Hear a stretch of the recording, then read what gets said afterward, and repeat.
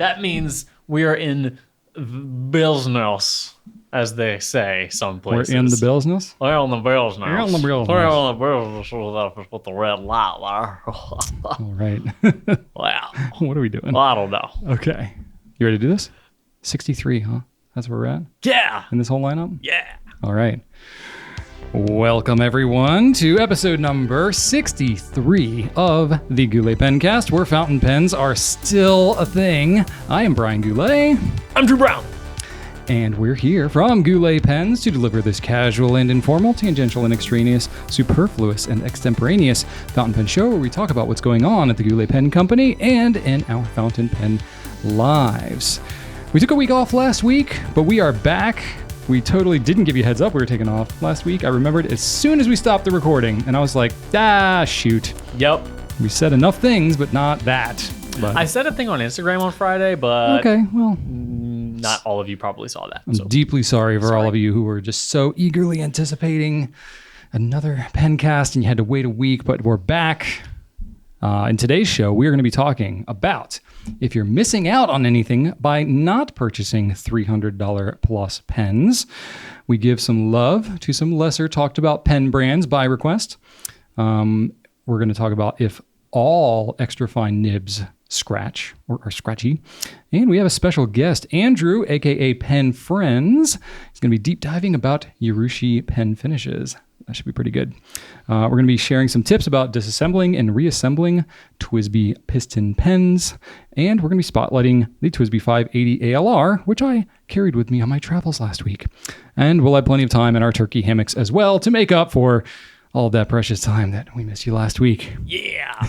So we're going to kick it off with some feedback. All right. Michelle is going to feed us back today. All right. And Michelle says, in regards to an image that I will be putting up, Brian, if you'd like to, you can see it. Yeah, I have no idea what you're talking about. Well, if you'd like to, you can see it in the Pencast folder. It's in this episode's folder. Okay, all right, let me get She said, as soon as I saw these, of course, I thought of the Goulet Pen Company. Thanks always for the Pencast. Informative, entertaining, and a pleasure to experience as a connection with the fountain pen crowd.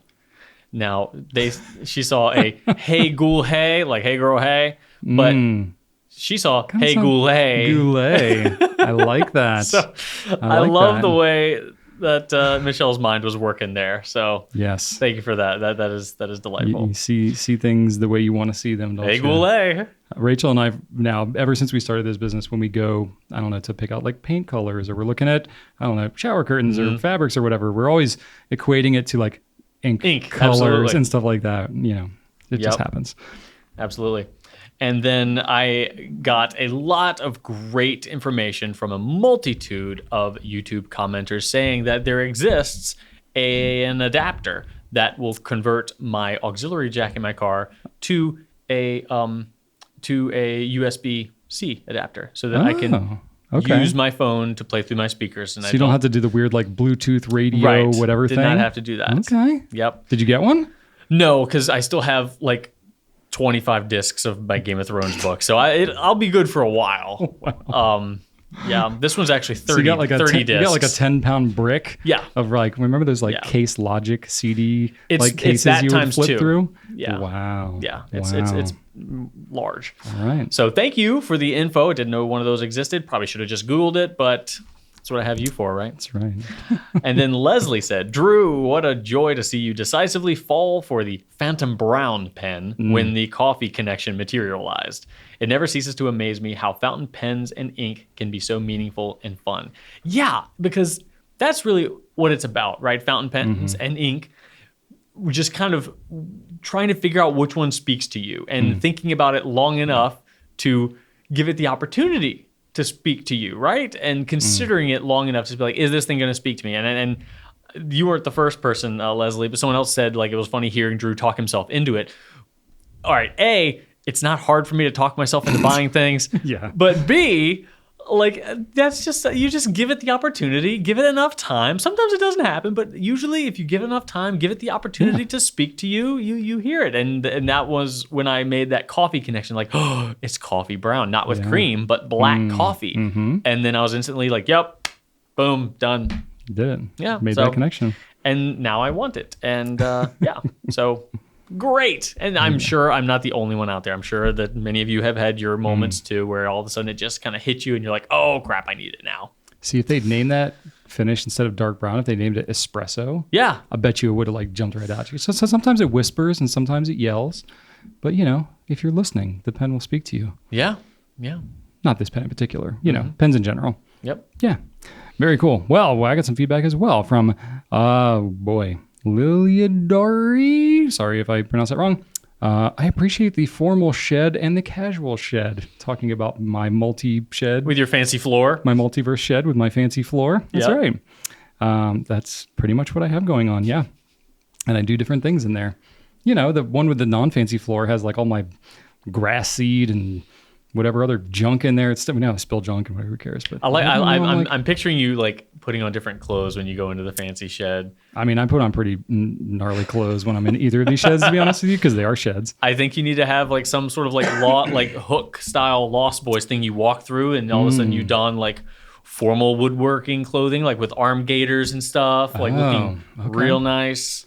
Yeah, like the Canadian tuxedo, like all Yeah, denim. absolutely. That is a surprisingly fitting stereotype for a lot of woodworkers. Is the all denim? I love all denim. Happens a lot. We have a board here that it's like a chalkboard that we sometimes write on as a company, and Jen, our HR manager, put a writing prompt up there about like, what are you most excited about for fall? I wrote Canadian tuxedo because it makes me happy. Also, I derive a bit of pleasure from it because my wife hates it when I wear all denim. Oh, why? She just doesn't think it looks stylish. It's classy. I was very eager to point out an ad as we walked by the Gap, last year or something. And it was just nothing but models wearing all denim on denim. I'm like, hey, honey, look, that's me. That's basically me. There you go. Pretty much me. There you go. If y'all don't know about the backstory of the Canadian tuxedo, Google it. It's interesting. It is very It's interesting. an interesting story. It's not like a dig on Canadians at all. No, It doesn't really have anything to do with Canadians, really. Very little. But hey, we're not going to spoil it. We'll let you look it up.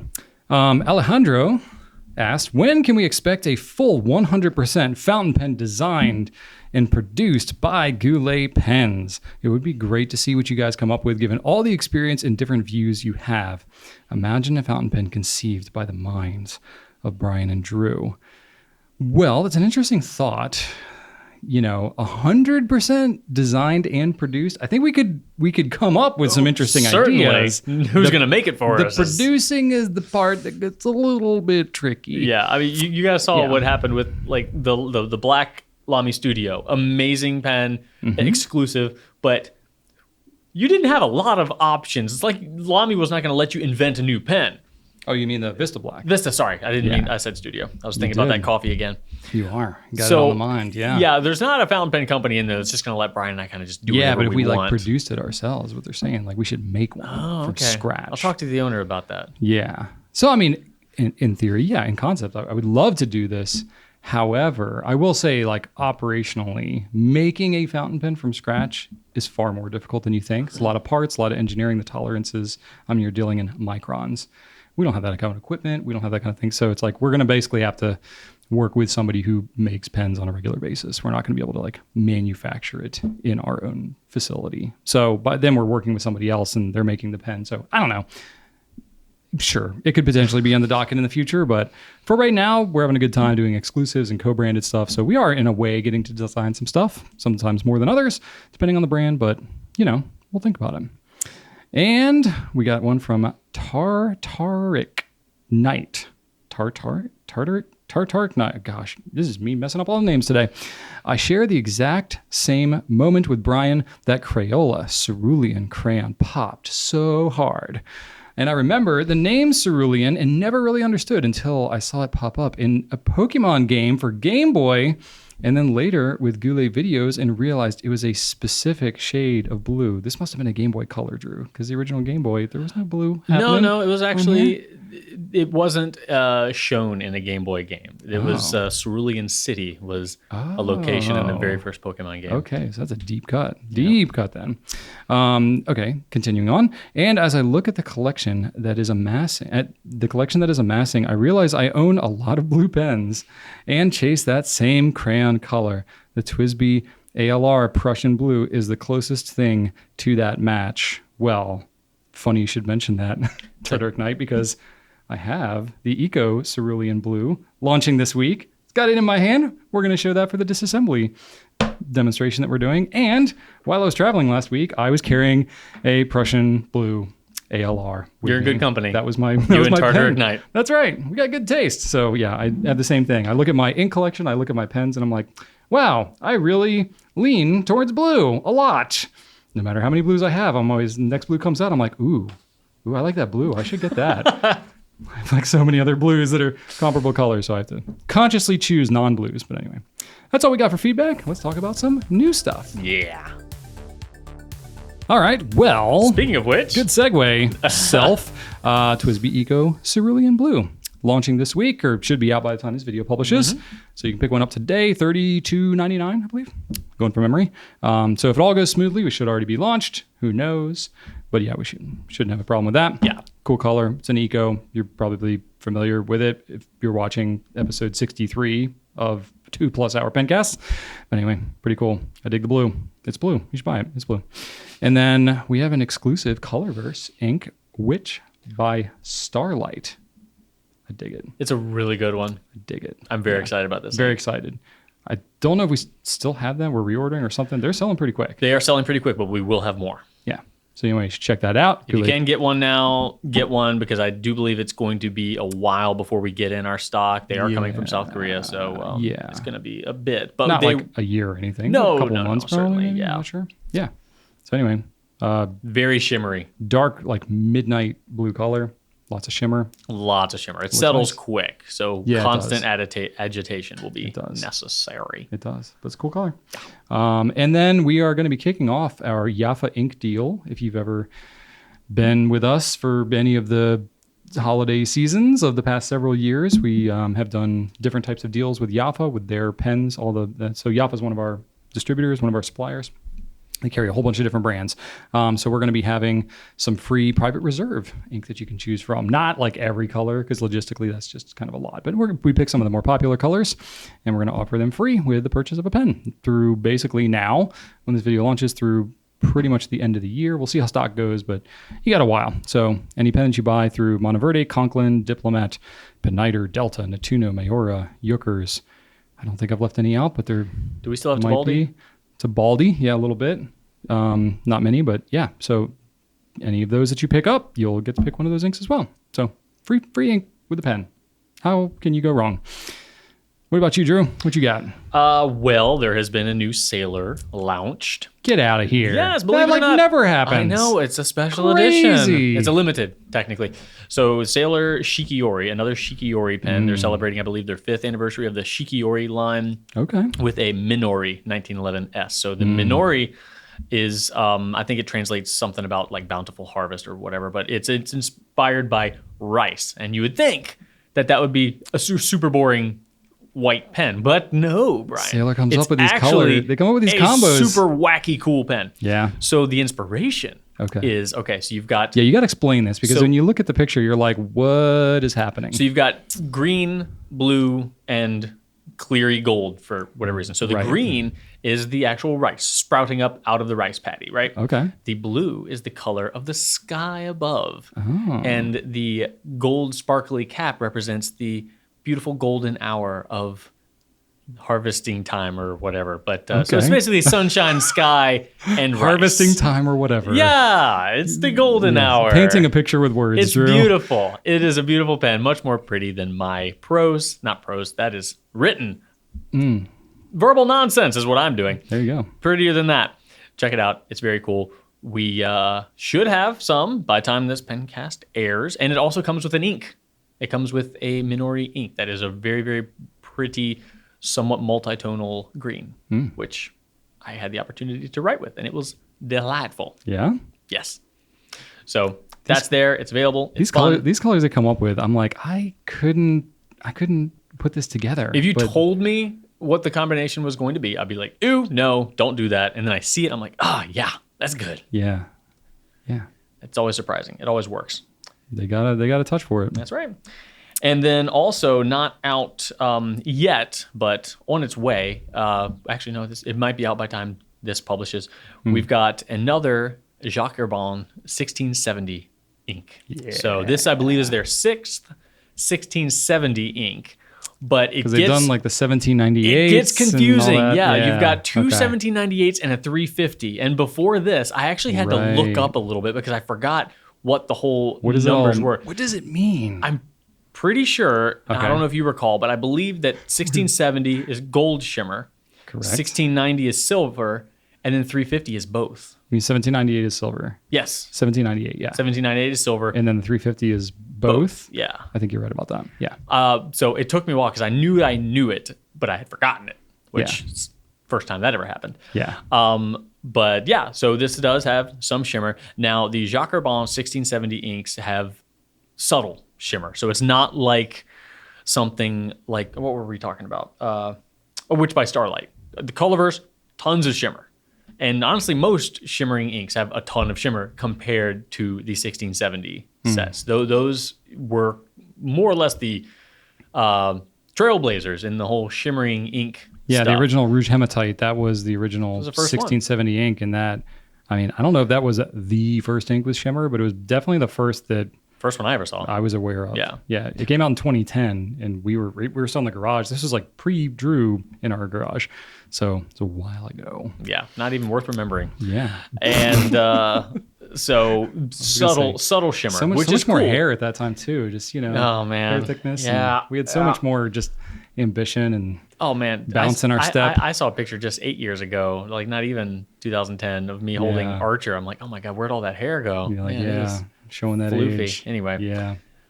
More skull, more distinction. I got That's what I say. I got like the resting crinkles in my face now. Like, oh, hush, you and your like full head of hair. Get out of here. I do right. appreciate my hair. Yeah. All right, quiet.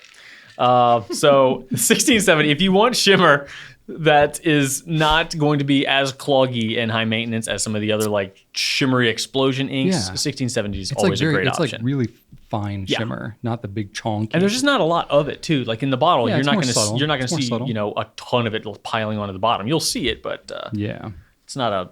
Who do you think's got like the chunkiest shimmer? Like Shimmer-Tastic's pretty chunky.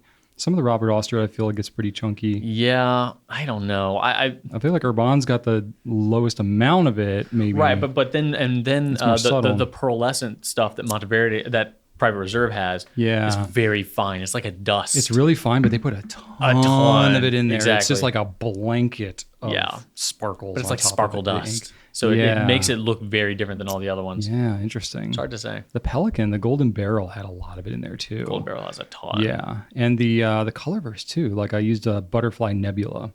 I just used that. That has very fine, but it was a pretty decent amount of it as well. Yeah. So yeah, it is interesting to see. And that's it. Very cool. All right, we got some Q&A questions this week, so we're going to kick into that. I don't know what that means. All right, well, we're going to kick it. We're going to hunker down and kick it. Let's kick it. So Jeff Hankey asks you, Brian. Oh, boy. Am I missing? Jeff, is Jeff missing? Are you Jeff? Okay. Anything. I'm Jeff. Am I missing anything by not purchasing pens over $300? Yeah, I would say you're missing $300 pens, Jeff.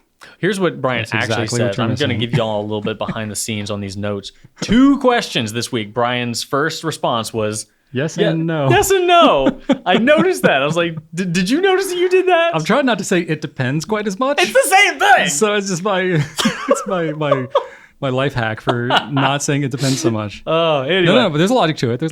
Of course. Okay, bring it on. So the short answer is you definitely don't have to spend that much to enjoy like a lifetime of enjoyment. Absolutely fountain not. Pens, right? Everybody's budget's going to vary. $300, it's a lot of money, right? It's a lot of money in any context, but for some folks, it's like just an incredible amount of money. And I definitely don't want you to feel like you're like missing out, especially as like the average fountain pen user. You're not missing out by not buying $300 pens. It's like any other hobby. You get deeper into it. You can definitely appreciate the more expensive pens, but you don't necessarily have to. And it's not like if you don't, you're always going to be left wanting, necessarily. There's a law of diminishing returns. And at this point, you're pretty far up the curve. So it's like you go from a $10 pen to maybe a $50 pen. you can really get a lot of more options, a lot more functionality, and some key features that you'll really appreciate. But the further up you go, going from, that $40 jump there, going from $260 to $300 pen, may not even notice any difference whatsoever. So you got to go further and more expensive when you get on the higher range of pens. So I think at $300, you're pretty far up there. By then you're already past the point you've entered into gold nibs. You can get a lot of, not even just entry level, but some of the lower level gold nib pens where you can get some really decent writing pens. I mean, then you're into the Lamy 2000s, the custom 74s, the vanishing points, the custom 823s. I mean, you can get some really good sub $300 pens and have really good premium writing experiences. I would be just fine owning nothing but sub $300 pens for the rest of my life. Yeah. I'd be fine with that. I think that. most people probably could. Yeah. I don't think it's one of those things where it's everybody should aspire to just keep climbing higher and higher and higher. It's not necessarily what this is about. And maybe it's crazy for me as a fountain pen retailer to say that, but it's not for everybody. And I think that the $300 price point is interesting because we've not often, but in the past, we've discussed that kind of 300 range. Now, it's climbed a little bit in the past couple of years. Yeah, but we've everything discussed that 300 price point as kind of the zone where once you do pass that, you start getting into things that don't impact as much writing performance as it does aesthetics and material. Exactly. That's near the point, that $300 point. Yeah. Because after that, the writing experience is not going to be as focused on in terms of that price escalation. There might be a few internal mechanisms of pens. There's certain types of filling mechanisms that are harder to get on the lower end of the price range. So if you want some of the more elaborate ones, you got to spend a little bit more. But yeah, pretty much at that point, you're getting to exotic materials, theming, design, or just ones that that just cost more money to produce for whatever the reason. Exactly. So I listed out some of the things that you do kind of get into more with those $300 plus pens. A lot of it has to do with the more exotic materials, things that are harder to get, things that are made in the body, the cap of the pen, not necessarily the guts of it. Things like the nitrocelluloid, the true celluloids that are much harder to get now than they used to be. It's an expensive material. They're not made very much anymore now, especially they're just getting more and more expensive. It's hard to even find a sub $1,000 nitrocelluloid pen. Not new. And even new, it's really hard to get, only in limited edition things too. Yeah. Other materials like marble, like the Visconti Il Magnifico. Oh God, yeah. That's $2,000 plus pen, but that is crazy. Sterling silver, gold, other things like that. When you get into these really expensive, just the materials themselves are really expensive or really hard to work, or it takes special skill or ability to be able to use it, like Urushi lacquer and things like that. The labor that's involved, or maybe the cost of the raw materials, is going to push that price up pretty good. But again, it's a preference thing whether you even like those kinds of pens. Excuse me. Most Urushi or maki-e Rodin pens, any of these things, again, the materials, they're a little expensive, but it's the process of actually producing these, the skill involved, the training, that trade craft, the artistry, and being able to produce pens with finishes like that. You're basically not going to find it. I mean, you can find a pen here and there that has a extremely simplified version of it, like the Platinum Modern maki-e is sub $300. But that's kind of it. Or these days I think it's the Kanazawa leaf. Oh, that's true. Ones. They I think discontinued the Modern maki-e. I haven't seen that in a while. Yeah, but same concept. Yeah, same idea. That's a sub $300 pen though, with gold nib. So even that you can still get it. But if you want to get into a really crazy stuff, chinkin and that kind of thing, you're gonna be up there in price. But again, that's more of an art piece, honestly, than it is a writing. I mean, it is a writing instrument, but it's what you're paying for in those more expensive pens is the actual artwork of it. Certain theming of some limited edition pens. We talked about the Monograph of Chaos and things like that. Things where it's very few of them made, lots of design, lots of complexity in the manufacture. Yeah, not paying for the nib and the feet on that one. Well, I mean, not only to a point, right? So there's some of that. Thinking wild ones like the Visconti Watermark, any overlay type pens with the sterling silver kind of stuff. Il Magnifico, which I already mentioned, which is sterling silver and marble, and it weighs 5 tons. ST DuPont Space Odyssey, cool theming there. You got some Urushi and stuff going on there as well. Sailor King of Pens, Wolf Howling in the Moonlight. the Dwight Schrute pen. Yes. That thing is awesome, but it's like covered in Urushi lacquer. Obviously, that's very time consuming to produce. So that type of stuff, okay. But you know what? You can look at pictures of that stuff and be like, wow, that's really cool. And you can not have it and be perfectly fine. Also, you get into some specialty nibs. Now, you can get a sub $300 pen and get some specialty grinds on it and still be under that $300 price point. But there might be pens like the Sailor Naginata Togi. That nib is only available on the Naginata Togi pen, which is a $600 pen. So, there might be certain specialty nibs that come from pen makers that push it above that $300 price point. But again, that's super specialty. Not everybody has those anyway. Not everybody even likes those specialty nibs. But, there might be some opportunities that you would miss out on that. So, honestly, up to $300, you can get steel nibs, you can get gold nibs, almost any filling mechanism that you want. All brands, materials, most every brand has pens in that sub $300 range.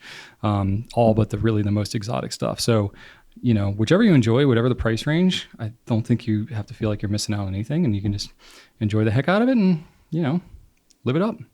I want to say that there was a question weeks ago during another Pencast where someone asked if we'd rather have one $300 pen or like a bunch of ones that add up to $300. Right. It might not have been 300. Yeah, whatever the amount was. But I'll see if I can find that one and link that, or if anybody else remembers, point that out in the comments. But that would be a good one to kind of check out. Yeah.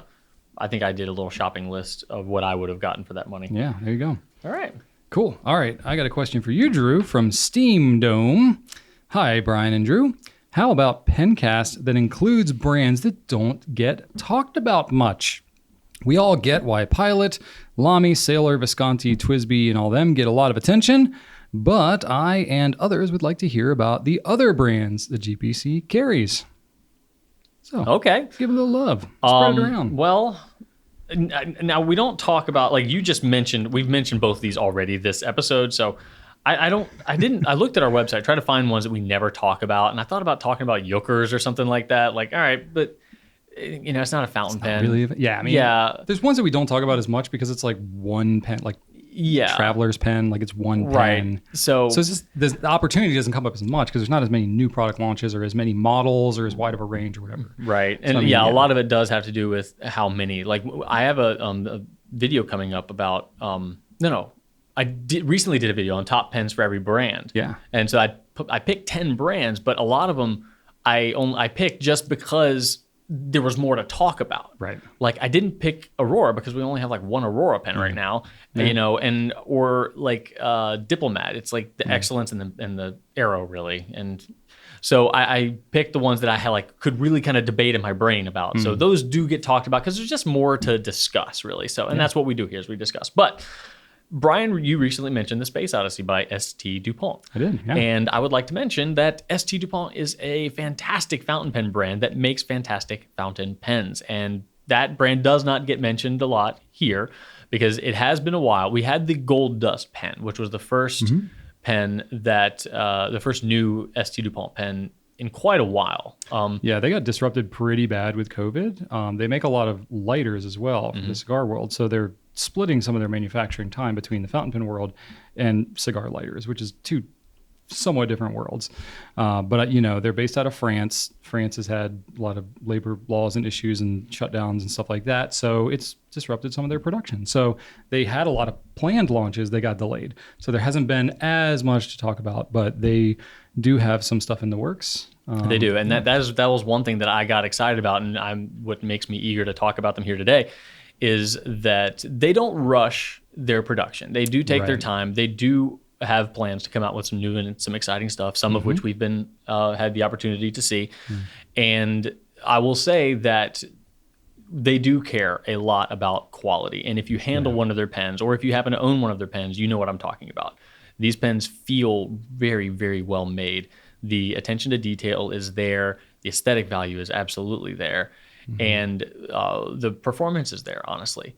And I do wish that the feel of these pens could be conveyed in images. That is one of the toughest things. Like that's one of the biggest chasms that we have to try to cross is the intangibles, the tactile nature of these things. And we can talk about it because they feel really solid. They feel really good. They really do. Yeah. One of my favorite things though is that their nib is curved in such a way that it obscures the feed almost completely. Yeah. So you look at it from the side. It's got a pretty flat feed to begin with. Yeah, it's a pretty shallow feed. Yeah.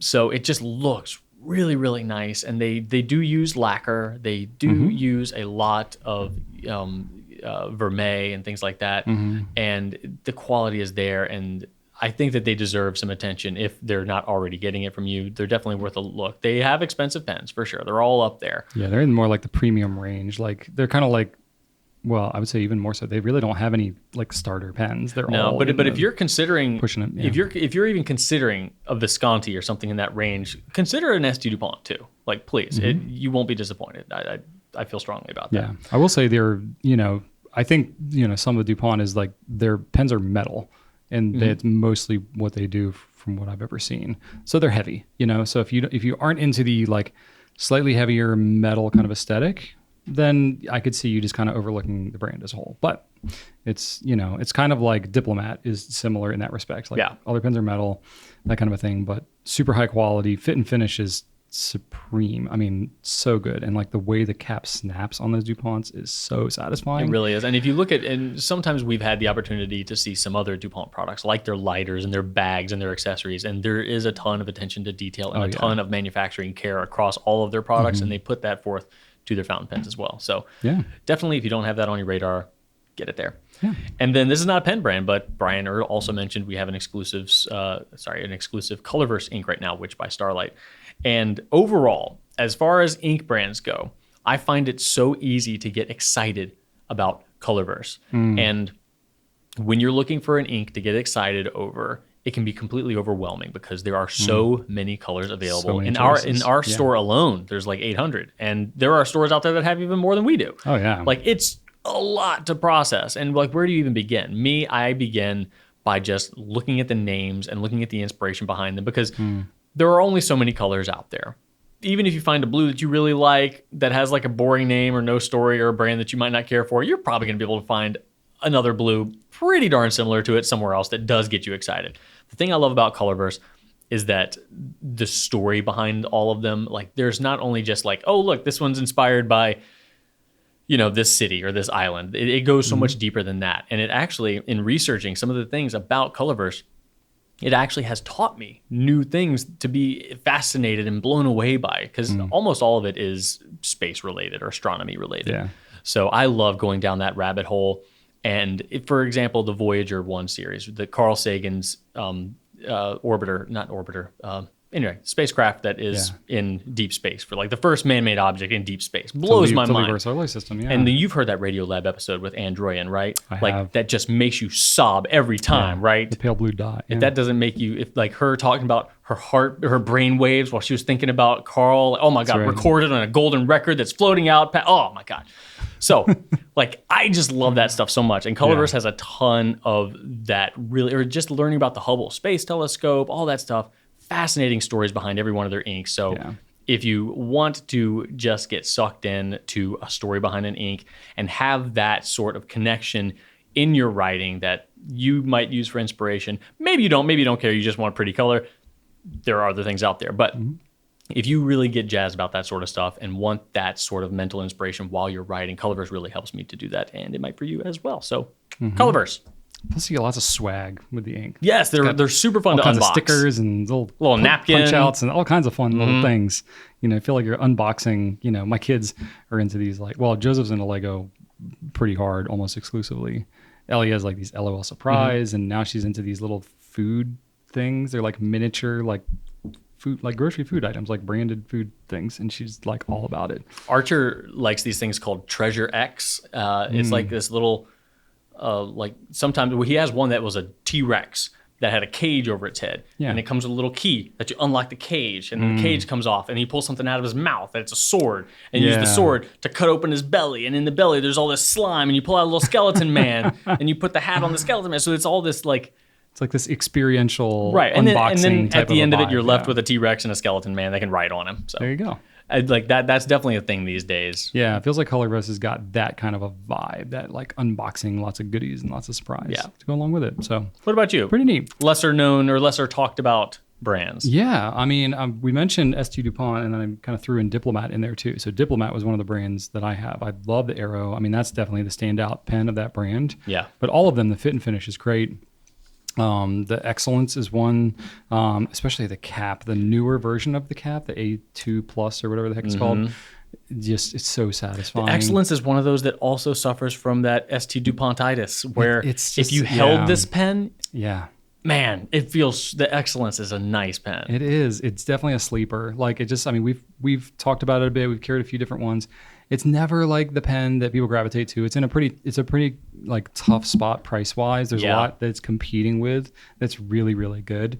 So I kind of get why it might get overlooked a little bit, but it's still such a solid pen, and their quality is fantastic. So, you know, I think Diplomat, you know, gets slept on a little bit. I do think the Arrow is now getting the praise, you know, more or less that it deserves. But they've been trying to innovate. They've been trying to come out with some stuff, but it's a lot because they're doing everything out of metal as well, which is a lot of machining, a lot of precision involved there. I think that the Arrow, if you haven't held it, looks uncomfortable and unruly.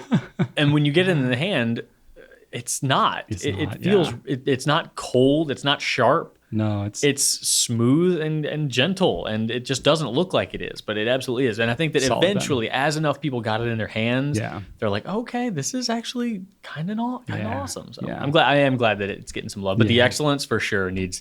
Yeah, it could use a little more love. But anyway, it's a great company, and we support what they do. And then the other one is Benu, kind of going on a completely different direction there.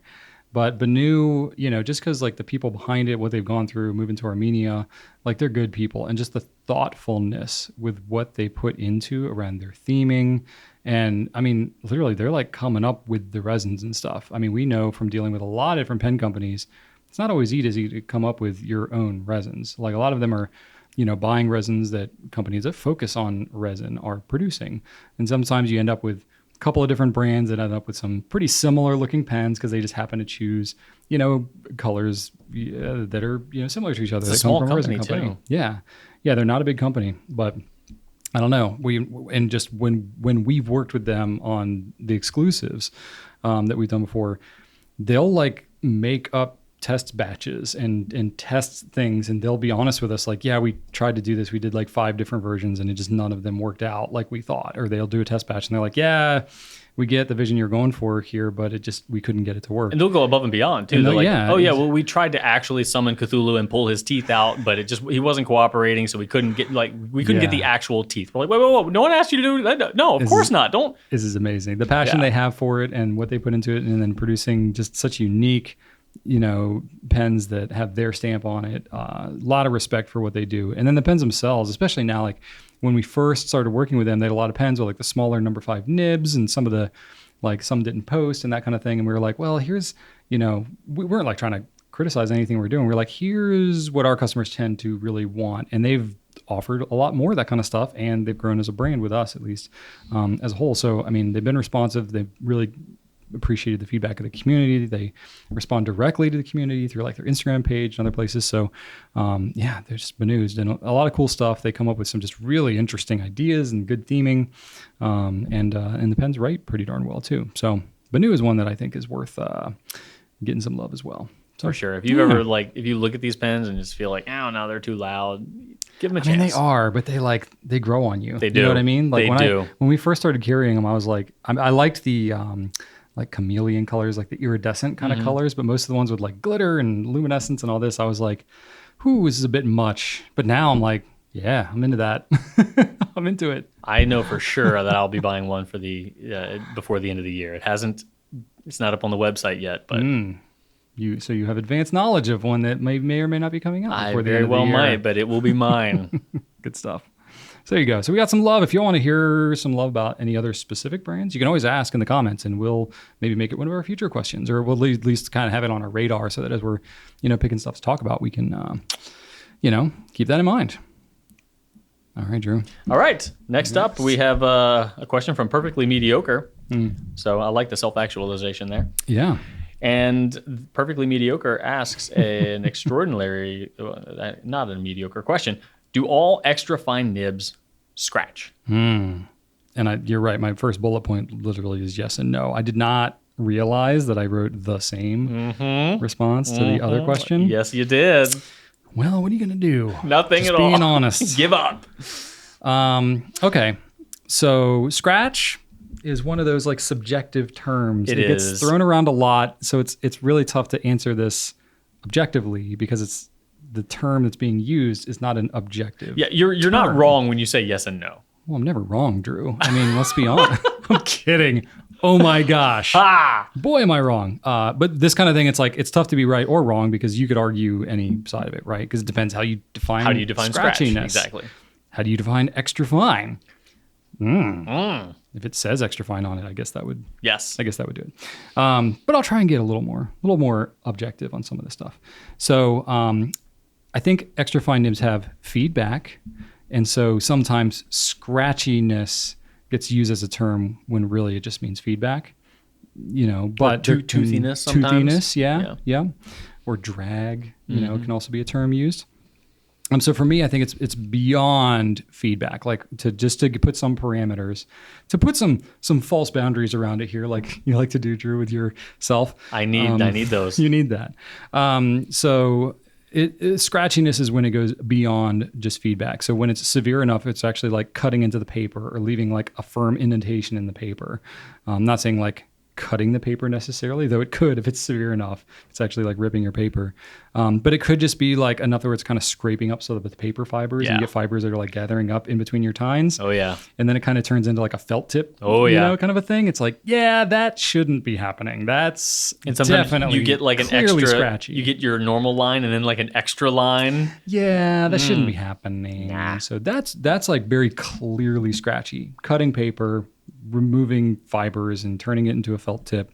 That's not great. Or if the feedback, I would say, is inconsistent. If it feels scratchier in one direction or another, that's usually a sign of a misaligned tine. And, often just an alignment can fix that. Or it could just be that, in some of the final stages of polishing the tip of that nib, they just didn't just give that little nick on the inside of the tipping. Where the tines meet, and so it can make it easier to kind of drag. So that to me is one of the, I don't like when it's obviously cutting paper and doing crazy stuff like that. But I can deal with and I can appreciate feedback if it's consistent. But if it feels scratchier in one direction or another, and it's wrong. Really inconsistent, it really is bothersome. So that's kind of where I would call it scratchy, is if any of those things are happening.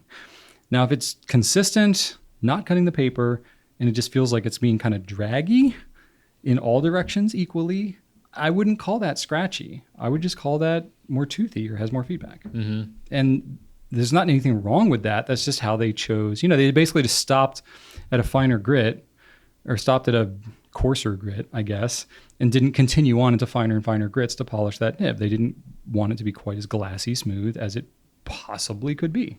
And there's nothing wrong with that. That's often a manufacturer's choice on what they choose to do, or it's a personal preference thing. So that's kind of thing, like, if that's what's going on, it's not that anything wrong with the pen. You just might prefer it to be a little bit smoother. So that's where I think the term can sometimes get confusing online, is when people are throwing around that term scratchy when that may or may not be the case. Yeah. To me, I often think about, like, if I drag my fingernails across something, like that's doesn't feel great, but it feels rough. Sure. But then if you actually, like, if you drag your fingernails, something like that, versus actually, like, curve them and do that, that's a very different thing. Still fingernails. To the point where you get that chatter. Yeah, exactly. Like, this is I'm going to, like, eventually, depending on what material it is, potentially pull some stuff off of that. Yeah. Like, if it's carpet or even paper, if I took construction paper and, like, clawed at it, that's very different than just dragging my fingernails across it, depending on how bad I need to cut my nails. But if you're like gouging, even at a very, maybe not microscopic but very minute level, that's definitely scratch. You're digging in. Yeah. Whereas a toothiness or a feedback is more or less like a sharp pencil. So I think once we can delineate what is scratchy versus what is just feedback, if I can rule out the actual scratch, and I'm just talking about kind of feedback or drag or toothiness, whatever. If we're talking about just it is perfectly tuned, nothing wrong with it. So not pulling up paper. So then I would say, will that feel different? Will you feel more resistance on that than you will on broader nibs? And the answer is yes. because it's about surface area. So if you are using extra fine nib, typically Western extra fine nibs, it's completely consistent across all brands. There's a lot of subjectivity to it, but you're typically dealing with around a 0.4 millimeter width on the tipping.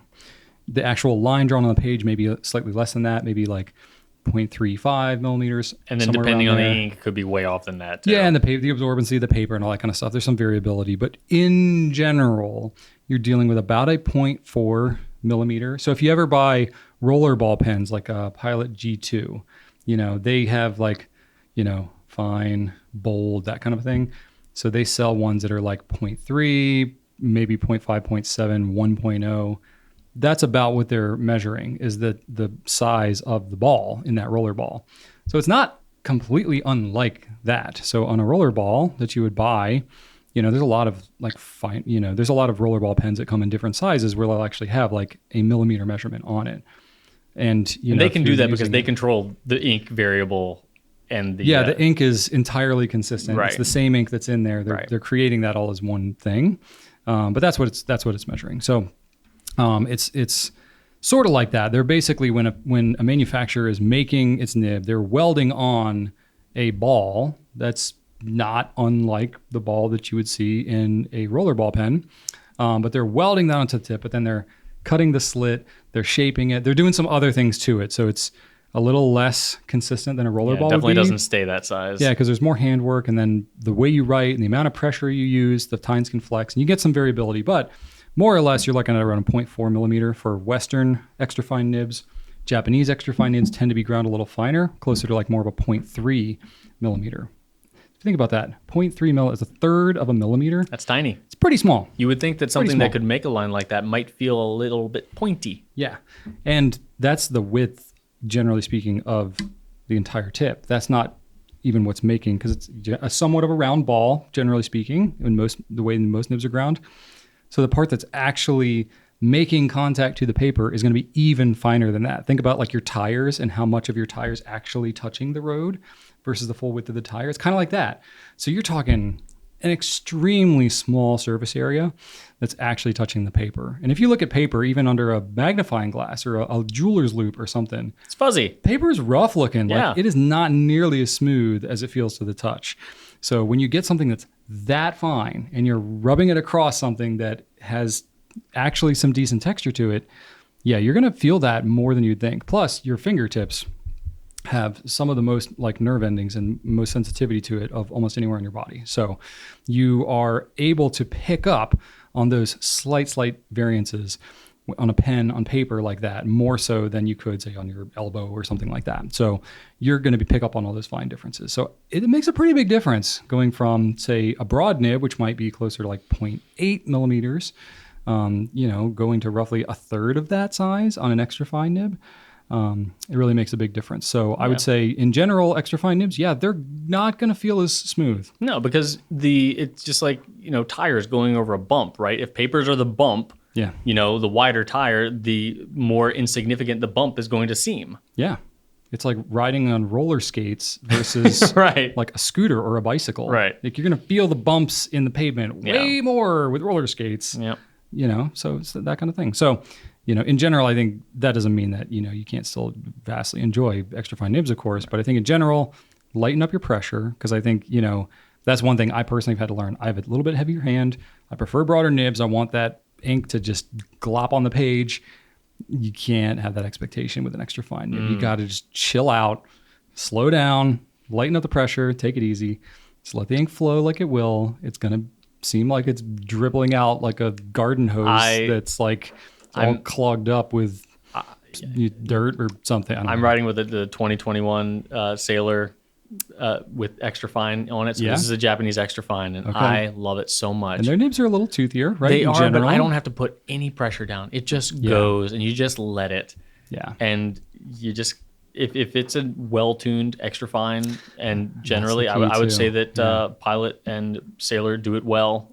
Extra fine nibs can be a little less forgiving in the tuning and alignment department as well. So if it's misaligned, you're going to feel it way more obviously than if that same misalignment, let's say it's off by like, a third of a millimeter, on an extra fine, you're going to feel that misalignment way more than you were if a broad nib were that same amount misaligned. God, I can't talk.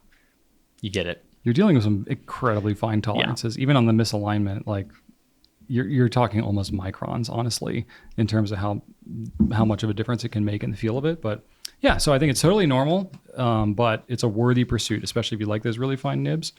Yeah, I think you can accommodate a little bit. All right, last one we got here. We have a special guest for this one, Drew. We do. We got a question from the Trail Tog, and the Trail Tog asks, how about a deep dive on Urushi finishes?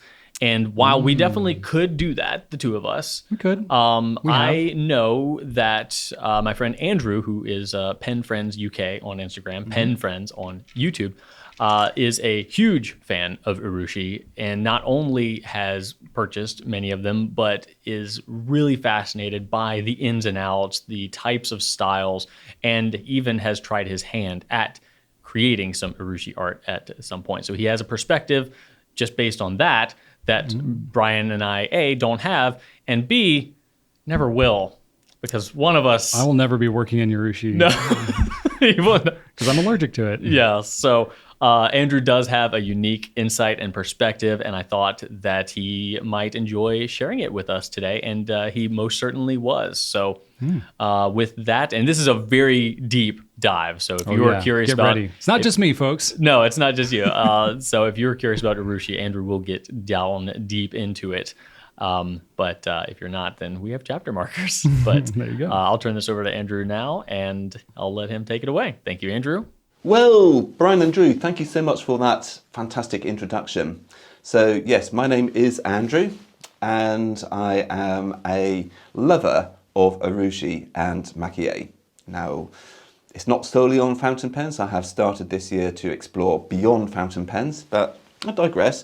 What we're going to be having a look at today in this little miniature deep dive is not just this box, although this box is very beautiful. We're going to be looking at some of the pens in this box, as well as doing a bit of a video overlay and helping to demystify and clarify this liquid form of gold being Urushi and maki-e. So, without rambling on too much, please do enjoy coming over to the table with me, where we'll do a little bit of mindfulness in the form of doing some drawing. And for those which are obviously listening to this Goulet Pens Pencast, I would really strongly urge you in your own time to head over to Goulet Pens and perhaps take a gander at today's little deep dive, because obviously Urushi and maki-e, although I will convey it with audio, you're not going to really truly appreciate it unless you are actually watching this. So, without further ado, please join me over at the table. So I was asked by Drew a few weeks ago to answer a few questions and to help demystify some of the ancient art forms of Urushi and maki-e. Now, Urushi is a vast topic, and there are certainly people which are more qualified to talk about this than I. However, I do have a very deep passion for this liquid form of gold. Now, during my talk today, I will be offering some pictures and video overlay, so if you're listening to this, I would really highly recommend actually checking out Goulet Pens podcast on YouTube. So please do go over and have a look, because I feel that you're going to be missing out on some visual treats. Now, the truly spectacular aspect of Urushi, beyond its obvious charms, is its durability. There are really fine examples of lacquering that date back to 740 BC and probably beyond, which offer some really exceptional clarity. So yeah, I mean, this is certainly going to be one of those sort of art forms which, if you invest in a fountain pen, will certainly last millennia, most likely, if well treated and looked after. But maybe a little bit more about that later on. So to truly answer this question on Urushi, I'm going to split this into some subtopics, trying to keep the writing instruments at the forefront. But due to the sheer vastness of this technique, I will concentrate really on Japan alone. Now, just a quick disclaimer before I start, there are many countries throughout the Far East that practice a form of lacquering using the same sap of the Toxicodendron vernicillum. Sorry if I'm butchering that, my pronunciation is probably completely off. Anyway, so I'm going to be focusing on Japan today, mainly because this is where a lot of listeners will be familiar with. But I do implore you to check out some of the most beautiful inlaid work from Vietnam and Korea. It really is truly spectacular. And there are some really fantastic upcoming Urushi and maki-e artists from those regions.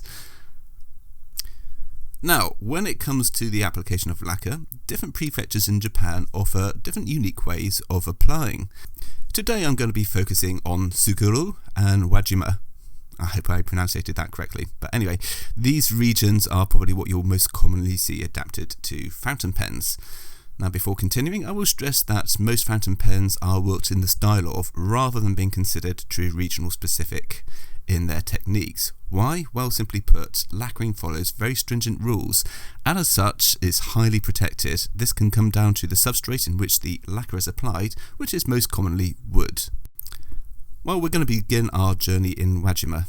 Wajima Nuri, or Wajima Nuri style, which I think is probably more applicable for most applications. Nuri, essentially meaning painting, can be most commonly found on sailor fountain pens and certain pens from Nakaya, or Nakaya as they say in Japan. The Wajima Akinbo Nuri is a particular pen that highlights the prevalent finishing techniques that can be found throughout the Wajima region. The gradations of red and blacks can be found on many popular objects such as soup bowls and plates.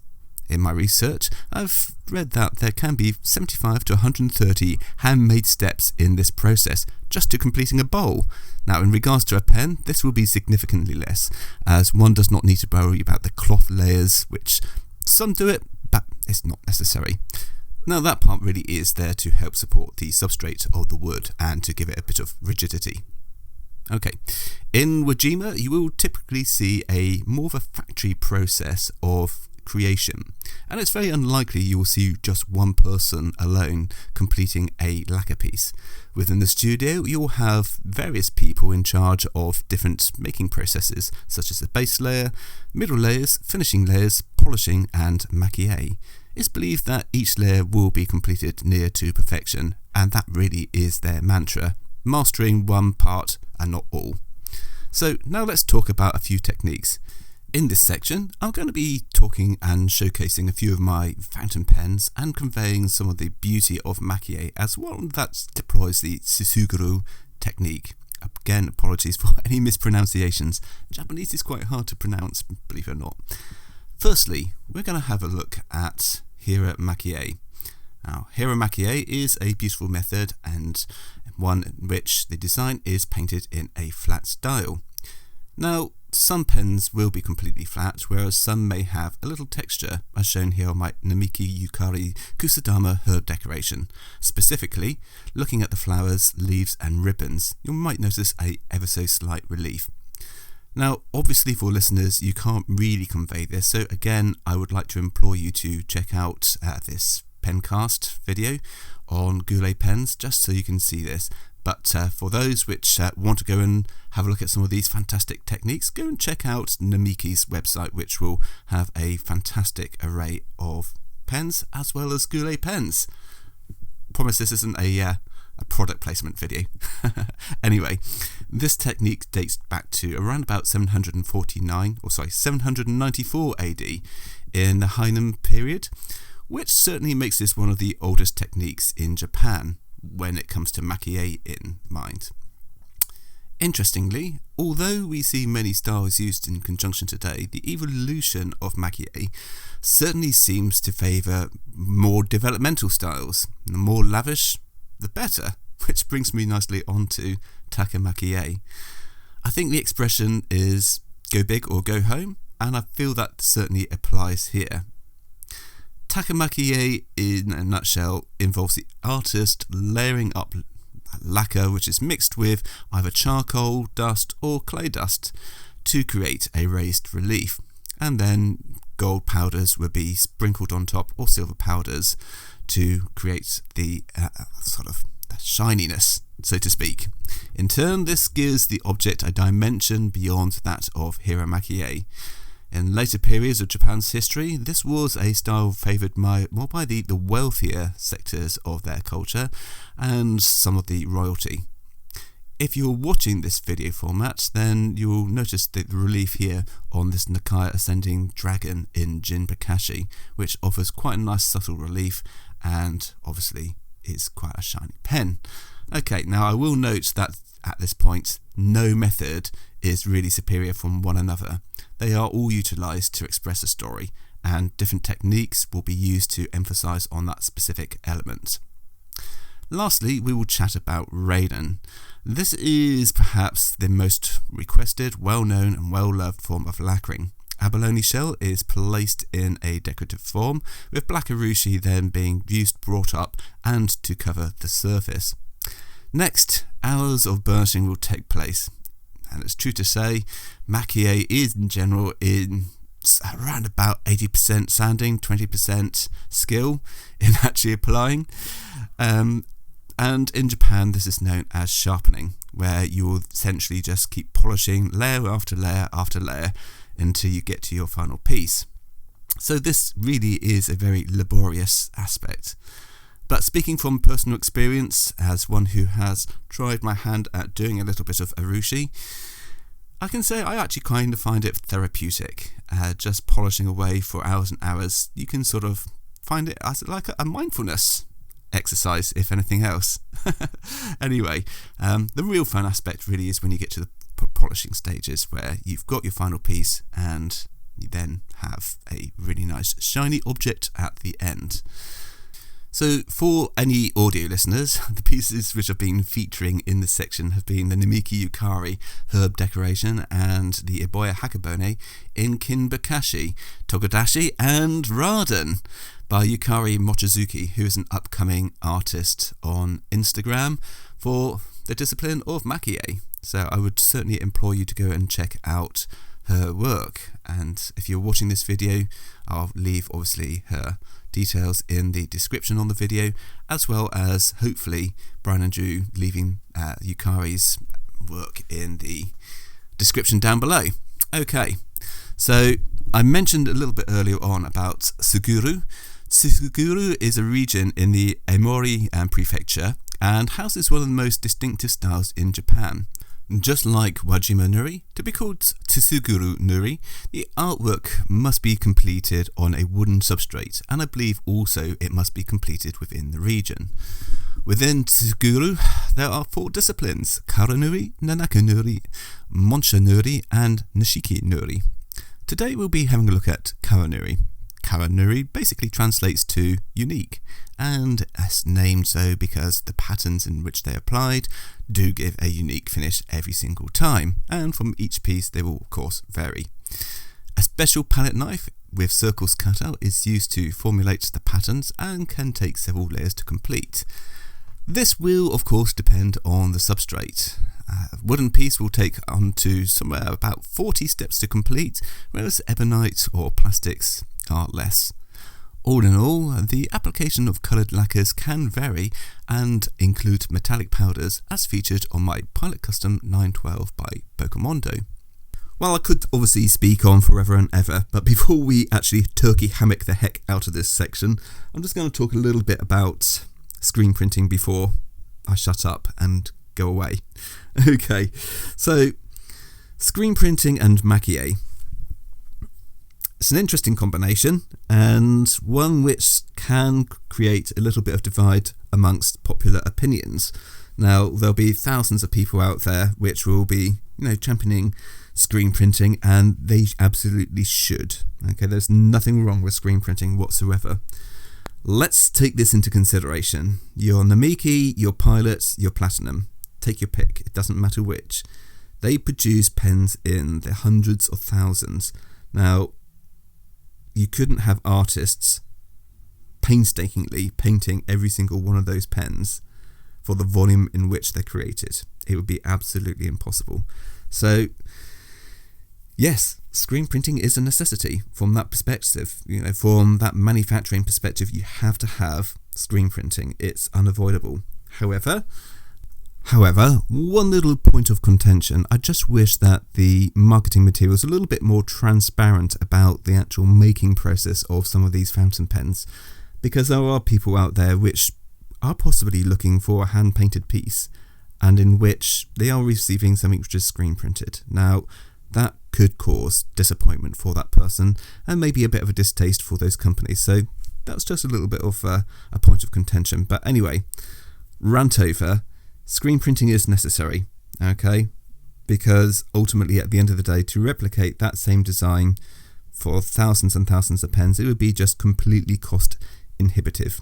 You just would not be able to do it at all.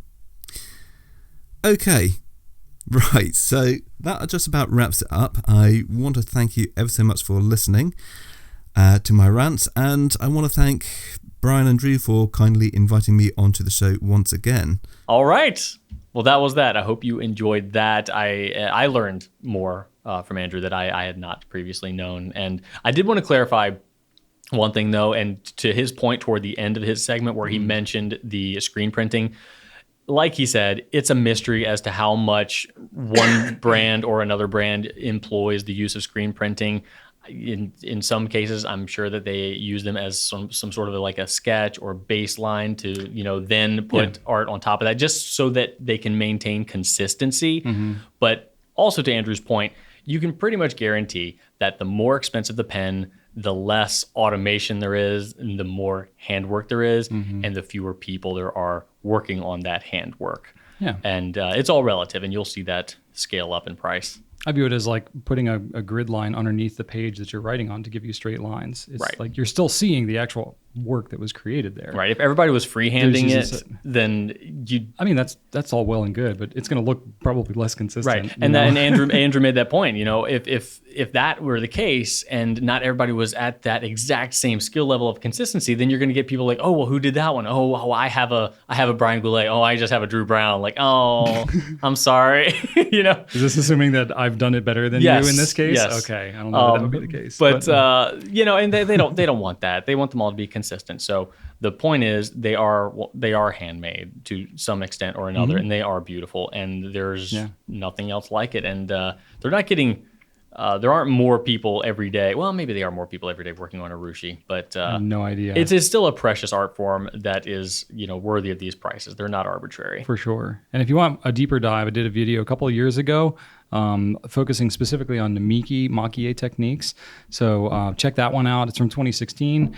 You can learn more about the specific techniques that Namiki is using and gives a little more context into some of the pens that you'll actually see on our site. So yeah, you can check that one out. We'll link to it in the description. All right. We're kind of we're going to merge a little bit. We got a tip of the week for you, and then we got a pen spotlight. All right, this week's tip of the week. We're going to kind of blend the tip of the week into the pen spotlight because it's all going to TWSBI stuff. But this one, we talked about this before. We have some videos on it, but it seems like we can never talk about it too much. Disassembling and reassembling a TWSBI pen. A TWSBI piston, yes. A TWSBI piston. I got an Eco here. The Cerulean Eco. Well, mine's plain clear. Yay, boring old pen. But we can use them both. I got new hotness over here. All right. I have not even opened this up. Well, check it out. Where's the little Huda What's It? Excuse me. Get the Huda What's It. And I've got a TWSBI wrench here. Oh, so do I in my brand new box. Well, you think you do. You need to confirm that. I'm positive. I have faith in TWSBI that they include the products that you're supposed to. All right. So oh my gosh, Brian. What, Drew? Do you think that the red cabochon in here is the same exact plastic as the wrench?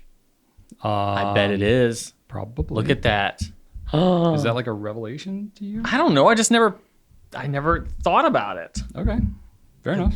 I mean, it's like not like a whatever. I guess it's never really been something to think about. Okay. Oh, don't act like you already knew that. I don't know. You hadn't thought about that. Think about it every day, Drew. Express your surprise. All day, every day. Wow, Drew, that's amazing. Right. Yeah, I come up with this stuff, man. Oh, you're just going to crowd in here. No. Okay. No. We both get in here. You Look, there's room for two. No, there's room for two. Oh, fine. Bring your blue in here.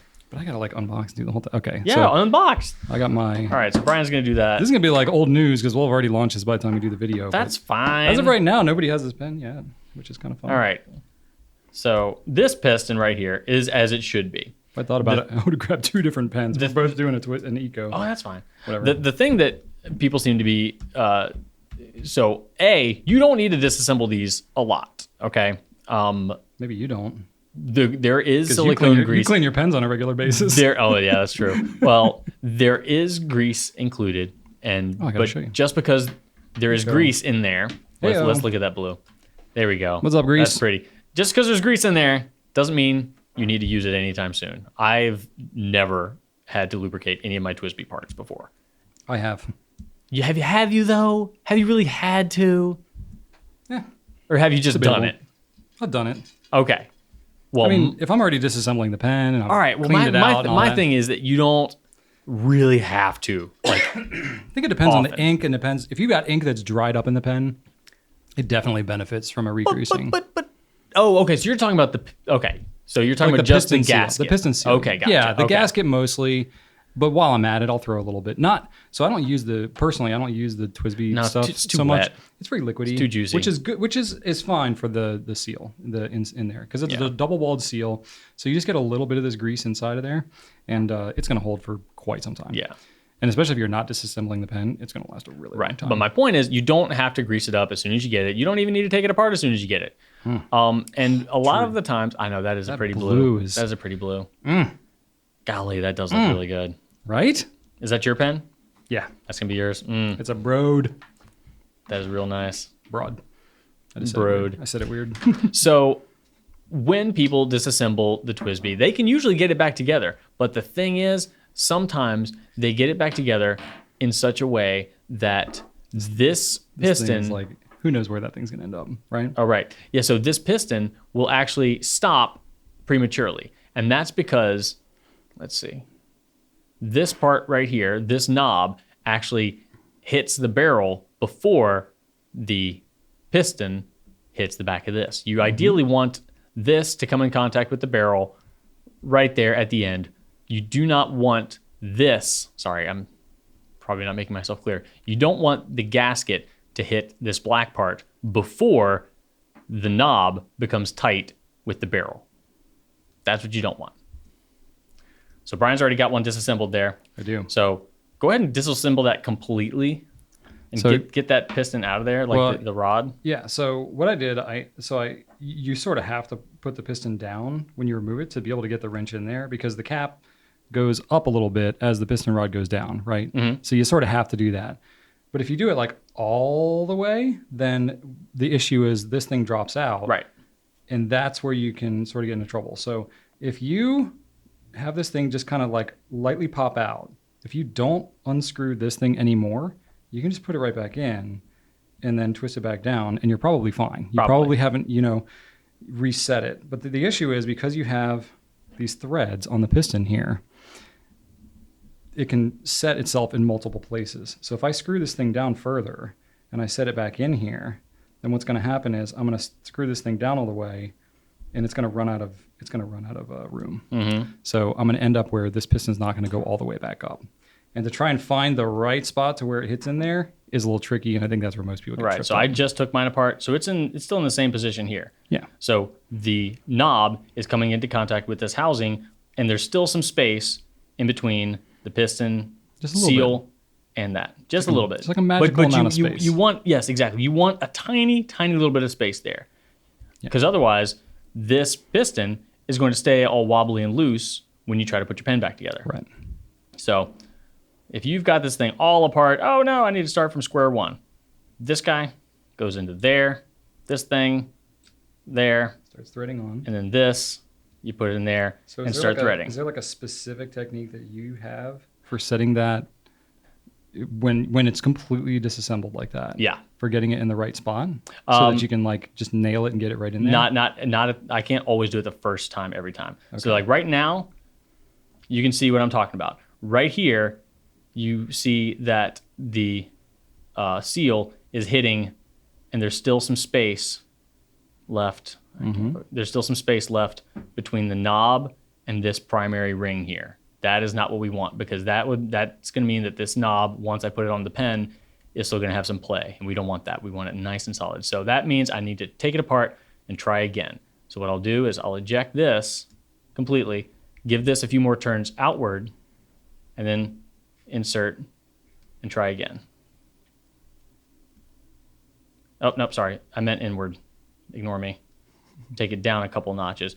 What I like to do... I don't understand how this is so confusing for everybody. So what I like to do is, my secret little spot, Brian, is basically I take this and I screw it down right until those little wrench notches show up. So if you look at these, if you look at this unit, you've got flat spots. You've got flat spots here, which you can see kind of highlighted on the light there, and then round spots. Yeah. If you take this and you thread it down right to where it like hits those round parts. Not quite to those, a little bit above those. Yeah. Like you'll get pretty darn right close. about there. That's usually what works for me.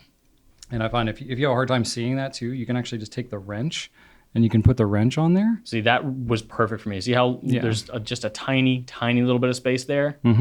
That's going to be That's perfect. what you want. That's what you want to see. So what I found, so I do a slightly different technique. If I have it set where the knob is too far down, and which means the piston's not going to go up enough all the way. So like there, I've got too much of a gap. The technique that I use to kind of fix that, rather than fully removing the thing, is if I just kind of hold it on the end a little bit and I unscrew it and hold it in place, and I'm putting just a little bit of pressure towards the mechanism, what's going to happen is it's going to kind of click. So what's happening is, as I've unthreaded this, essentially it has continued to go out and then it's dropped back into sort of the next notch. So now it's going to go in like one thread further. See, I didn't do it enough, so I'm going to do it again. So I'm pushing in the piston a little bit, and I can see right here it's about to go. So it gives a little bit of a click, and then I set it in like that again. There you go. See, that's not quite that's enough. fine. Honestly, that's how they come when you buy them new. Okay, so this would be acceptable. Absolutely acceptable. All right. Because really, how many times do you get a 100% full fill anyway? Yeah, I mean, there's almost close to 2 milliliter ink capacity on these things. Yeah, you're gonna be fine. So as long as you're getting somewhere in that ballpark, you're gonna be just fine. Exactly. Me personally, I change my colors anyway, so I'm never getting like a fully maximized fill. And before you put it in, you do need to, like, even if you got like, hey, look, it's perfect, you do need to open the knob a little bit just so you can get your wrench back in there. Yeah. And but you don't want to go too much, because then piston will fall out and then you'll be right at square one again. Right. So then that's the real test. Oh yeah, see, that was perfect. So by the time I actually install it in there, the thing is right up at the top where it needs to be. So there's two. Come on, Drew. I did that. I did that when we had our race, Brian. Remember that? I do remember that. I flung my wrench. That's right. Who won that race again? You did. Yeah. Why, you do remember. Yeah. So like that's perfect. Yeah. So that's a good spot. What happens if you have it too far out? Then when you go to install the thing, okay. I didn't do it wrong enough. I'm just too used to just nailing it, Drew, I guess. No, not really. Okay, so if I have it in there, and it's, first off, it's going to be harder to set in because I'm going to have to unscrew it a bit to even get that wrench in there. But then let's see here, which direction is it? Oh boy, see, I think I actually dropped it out a little bit more. Oh, sorry. Used to you having your hands in here. I'm gone. So what are you trying to say? I was trying to give an example of like what it looks like when it's in the wrong way. See, this happens sometimes too. Yep. One thing you can do there is you can pull the nib and feed out, and you can use a blunt tip syringe, or if you have the TWSBI pipe, you can shove it out through the other end, or you can just grab it with the unit like Brian's about to do. So if you take it on here, don't have the wrench on there, and then you just kind of get it to the point where it can thread on a little bit, which is probably easier said than done. You can actually disassemble that a little bit, Brian, and use that very, very inner piece. Right. That's what you need to do. Okay. But see, now we're that one dissecting right there. The whole thing. That one can go in there and grab it. Okay. So that just threads on here. Yep. And then I can just pull it out. Yep. Yep. Hey, but we're demonstrating, because that's a thing. That can happen. Yeah. So anyway, the thing is, it's a $30 pen, right? This thing. Even the more expensive ones are $50, $60, like the 580s and stuff. It's still not that expensive a pen. And honestly, it's kind of hard to do so much damage on this that you like can't make the pen usable again. Yeah. So you definitely don't want to over tighten though, because they can crack if you over tighten them. Yeah. So you don't want to do any damage there. You don't want to force anything. No. But personally, I like to just kind of mess around and just do this. See, what I've done here, I've actually set it in too far. So you've got a little bit of play. So my knob is not actually seating all the way onto the back of the Right. pen. Yep. That's what So you don't want. if it's too set in there, so I would need to take this out Right. and do it But again, again. nothing bad is going to happen. Your pen's No. still going to function just fine. I'm a big proponent of like just take the pen, take it apart, mess around with it, put it back together. The better you understand how these things work, the more you're going to be able to use the pen and enjoy it. So I don't think it's a pen that you should be afraid of. They have instructions in there. We have videos, maybe not is, And again, helpful on you this don't particular have to one, do but- this all the time. You really don't. If you maintain your pen, not like Brian, you shouldn't have to do this. Yeah, if you clean your pens any more frequently than I do, then you'll probably be in good shape. Aspire to be like Drew, not like me. But, what are you going to do? They're Ecos.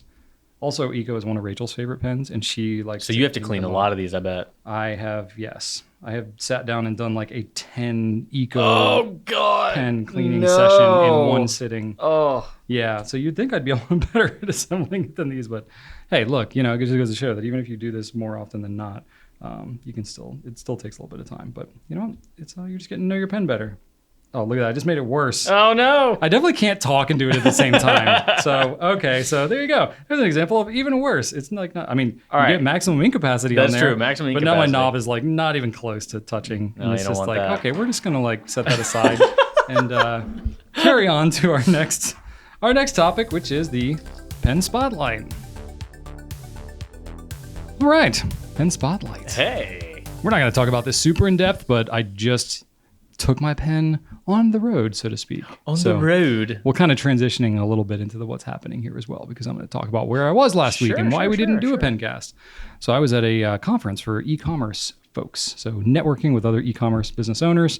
It was like a regional thing, so I went down to Charlotte, North Carolina, which is about a 5-hour drive from here. It was one of those things where like I could have flown, but by the time I go to the airport and go through security and then I fly and then there's delays and you're just sitting on a plane. 5 hours is my max for driving. I don't want to drive any more than 5 hours. I'm with you. Yeah. But it was a multi-day conference. So it was like I was driving one day and and I was going to be driving back on several days later. So I don't know. I found it to be fine. Like I was actually good. I haven't driven that far by myself in a long time, like a long time.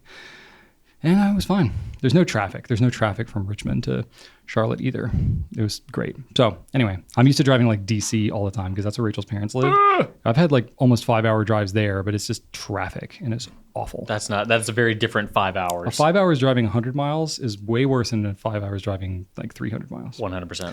So anyway, at this conference, so I brought 2 pens with me. I brought the Longitude 2000, which I always talk about, and I brought the 580 ALR Prussian Blue. There we go. It's back. That pen is just awesome. I love that pen. So for me, TWSBI pens are great for when I'm taking a pen to a place, especially like a networking type thing where I'm talking to other business people, because inevitably I'm absolutely going to be talking about what I do, and having a sample of what we sell in my pocket is super convenient. And plus people just naturally see me taking notes as I'm, listening to people talk and stuff like that. So I do think about that in terms of the presentation, and, people are going to want to see the pen and use it and all that because... And the TWSBI has been all your kinds choice of- in the past for this reason too. I've kind of like honed it over time because like the Lamy 2000, I carry it and people are just like, it's like a stealth pen. Like people don't really think about it or look at it or whatever. It doesn't scream fountain pen. Yeah, exactly. So The TWSBI Eco screams fountain. yeah, It's loud. Yeah, I like the Lamy 2000 for when I'm at like bigger conferences and stuff where Right. I'm not networking a lot, because it's a great writing pen and it doesn't stand out, so it doesn't look like, hey, I'm a really nice pen. Right. Steal Notice me. me. Oh, also that, yeah. Yeah, I don't want to lose it or steal it or whatever. So, but the TWSBI, it's a little flashier, and it's the clear barrel, and you get to see the ink sloshing around. It's got lots of clear parts. So when I'm showing people like, oh, like a fountain pen, the old school, you fill it with the ink and all that kind of stuff, people are like, oh, okay. And then I pull it out, and they're like, oh, Because they see immediately- the ink. You can see the whole thing when it's a demonstrator, yeah. right? And then the 580, like the ALs or the ALRs, it's got a pop of color. When it's like all clear like that, if you're into fountain pens, you know what's going on. But somebody that's not, they're like, what's happening here? Like I'm seeing too many parts. Right. It's like if you're driving a car and like every component was clear, you'd be like, what is all this stuff happening underneath this? Right. It can be whereas, overwhelming. Like, yeah. So I did like it for that. So huge ink capacity.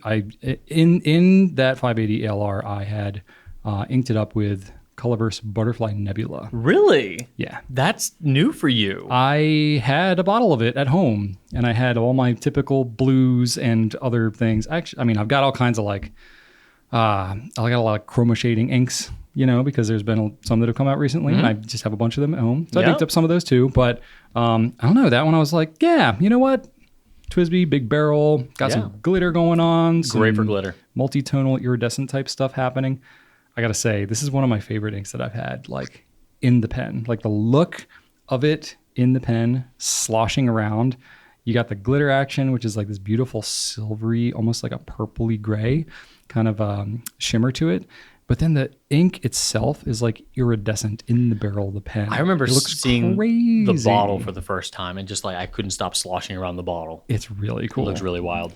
Now, I will say, on paper, it actually was a little light. So I wanted to use it because typically I don't use like glittery ink and chroma shading type stuff for like work conference type notes. Yeah. Partly because like if I'm running into people and I'm like trying to show them what fountain pens are and what fountain pen ink is, it's kind of a lot to explain to people. Like, oh yeah, it's got this like chroma shading, shimmering, whatever, and they're like, what? So that's what you mean when you say terms. That's what you mean when you say you've dialed it in, because you want specific things to be able. You want some things to highlight the coolness of fountain pens, but you don't want to overwhelm them. I don't want to be like, you don't want to make it seem overly complicated. Yeah, like here's a bunch of things that you like. I don't want to ostracize people by throwing a bunch of just terminology and things. So I've over the year. I mean, obviously, I talk about pens for a living here in videos and stuff like that. But then when I'm talking to people in person, and I have very like, different, like elevator pitch style. Right. It's a group of a whole bunch of people, and you're mingling and you're going around and you're talking to people. You got to kind of hit the high points, right away. So you keep things simple so that you can just kind of nail it. Because, so do you keep a simple nib size too, usually? Yeah, I usually go with like a fine or an extra fine, something like that. So you mainly chose the 580 because it had enough transparency so that people would understand how it functions, but not too much transparency so that people would get confused by the function. Yeah. Nice. Okay. Yeah. And large ink capacity, so you can take plenty of notes. Yep. I didn't even bring any extra ink with me because I was like, it's like a 2-day conference. I'm not taking notes all day. I knew I'd take probably a few pages of notes. I had that plus a backup pen. I'm fine. So didn't have to worry about re-inking or anything like that. So with that ink capacity, I could probably write for a solid week or two just on one filling on a pen like that. And the 580, as well as all the TWSBIs, they cap super well, so you don't need to really worry about drying out too. Although with a shimmer ink, you are throwing in a variable there, but did it still stay pretty wet? My experience with the TWSBIs, because you get two things going on. You get the insert on that cap, plus they have an O-ring at the base of the grip that seals the cap even further. So, I remember when Emerald of Chivor first came out. When it first came out, I had gotten a TWSBI Eco, which was also pretty new at that time. I inked up a TWSBI Eco with Emerald of Chivor, which is a shimmering ink, and I did not touch that pen for like 8 solid months. And I remember it was kind of a thing, like it just kind of happened. It had been like a month, and I was like, I wonder what happens if I just leave it longer, and I just left it and left it and left it. And like 8 months had gone by. Picked it up, I wrote right away. No problem whatsoever. What? So I'm not going to say like every pen, every ink can do that, but that was enough to tell me I'm sure everything's settled though, right? Like, of course, yeah. But it still wrote despite that. Yeah, not a drop of it had dried out. Wow. And I picked it up and the feed was still wet. I thought for sure like I would have some crustiness going on. I thought there would be something, but no, it was just... That's a sheen. And I just like left it out. I didn't do anything special. Yeah, it's a sheener. It's got some shimmer. It's got all kinds of stuff. So that's impressive. It seals really, really, really well. It really does. So TWSBIs are great for that. Now, after having that pen as your kind of one of your primary writers, did you remember to agitate it frequently? How did that work? Well, I just kind of wrote with it, but yeah, I wanted to agitate it just because it looked cool and I was like wanting to do it. But so that ink in particular, the glitter falls out of suspension in like 10 seconds. It's super fast. It's insane. Yeah. There's a lot of it in there, but I think there's still plenty of it in suspension that like hasn't fallen out completely. So I'm not like sitting there shaking the pen the whole time. I'm just like, okay. That's the thing I have a lot of problems with. Like even with a TWSBI, that you really can be confident in its flow and its consistency and not having it clog. Yeah. I if I'm using a shimmer ink, I want it to shimmer all the way through. I don't want it just to shimmer a ton when I ink it up and then I'm left with nothing because I already used it all up.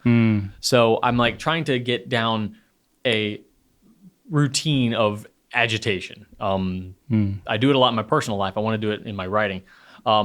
Just kidding. I don't. I find you quite agitating, Drew. That's what I was getting at, but I don't think it hit. Thank you. Yeah. So I don't know if I'm like a writing. I've tried writing and twisting, and I've tried like do a flip and then write again and then do one of those. Nothing. Does that make a difference though? Like the ink's already in the feed. You know what I mean? It is, but then like you get an even amount going into the feed next. I don't know. Like I'd love to know if anybody doesn't else make an objective difference though. I don't really. I genuinely don't know. But if you shake it and then start writing with it, just the gravity is going to pull all the shimmer down toward the feed. Sure. And then you're going to be writing with that, and you're going to exhaust all of your shimmer, and you're going to be left with just plain old boring ink. I don't know. Does anybody have a good way to have constant agitation? You know what I need? I need one of those metal like globes, like those that you have in like protein shake bottles. Oh. But that's not gonna. I need it to move by itself. I need a self-agitating piston pen. They use that with like magnets when they're mixing stuff in scientific labs. So I need like a centrifuge fountain pen. You need like a handheld centrifuge that you can hold in your hand as you're writing that spins a little. Or like the button is at the grip section. So every time I hold the grip section, it just. I don't think any of this is that necessary. I think you just write with the pen. Fountain pens aren't necessary, Brian. Well, but here we are. I don't know. Fountain pen podcasts certainly aren't necessary. Depends how you define necessary. Yes and no. Oh man! All right, centrifuge pen for shimmer inks. I think. That's what I think you're jumping the shark there, Drew. I forgot who mentioned it. Like that's what I would come up with if I'm like, if you want to know what a Drew pen would look like. Okay. That's what I want. I want a self-agitating shimmer pen. Wow, and it's going to cost $12 million because this is impossible technology you're trying to put in a pen. There's got to be a solution out there somewhere. I think you could just maybe choose a different ink that doesn't have as much glitter that like falls out of it. The challenge is attractive to me. Okay. Objectively, I don't know. Like, do you need to agitate it that much? You definitely do when you're filling it. Like, you can't have all that junk. It settles in 10 seconds. Of course you need to agitate it. I know, but I don't know. It's like, whatever. You just said, I know, I don't know. I don't know. I clearly I don't know what I'm talking about, and we should move on. But anyway, so I had a really good experience carrying around my TWSBI. It's a great pen for taking around to like conference type things. So yeah, and then it wasn't like another thing. So if I take around a really nice pen, that can be another ostracizing thing because people already think that fountain pens can be like a status type thing and be like inaccessible, like a luxury item. Were you wearing your cargo shorts? Yeah, I was actually. Well, then you should have been fine. What are you trying to say, Jerome?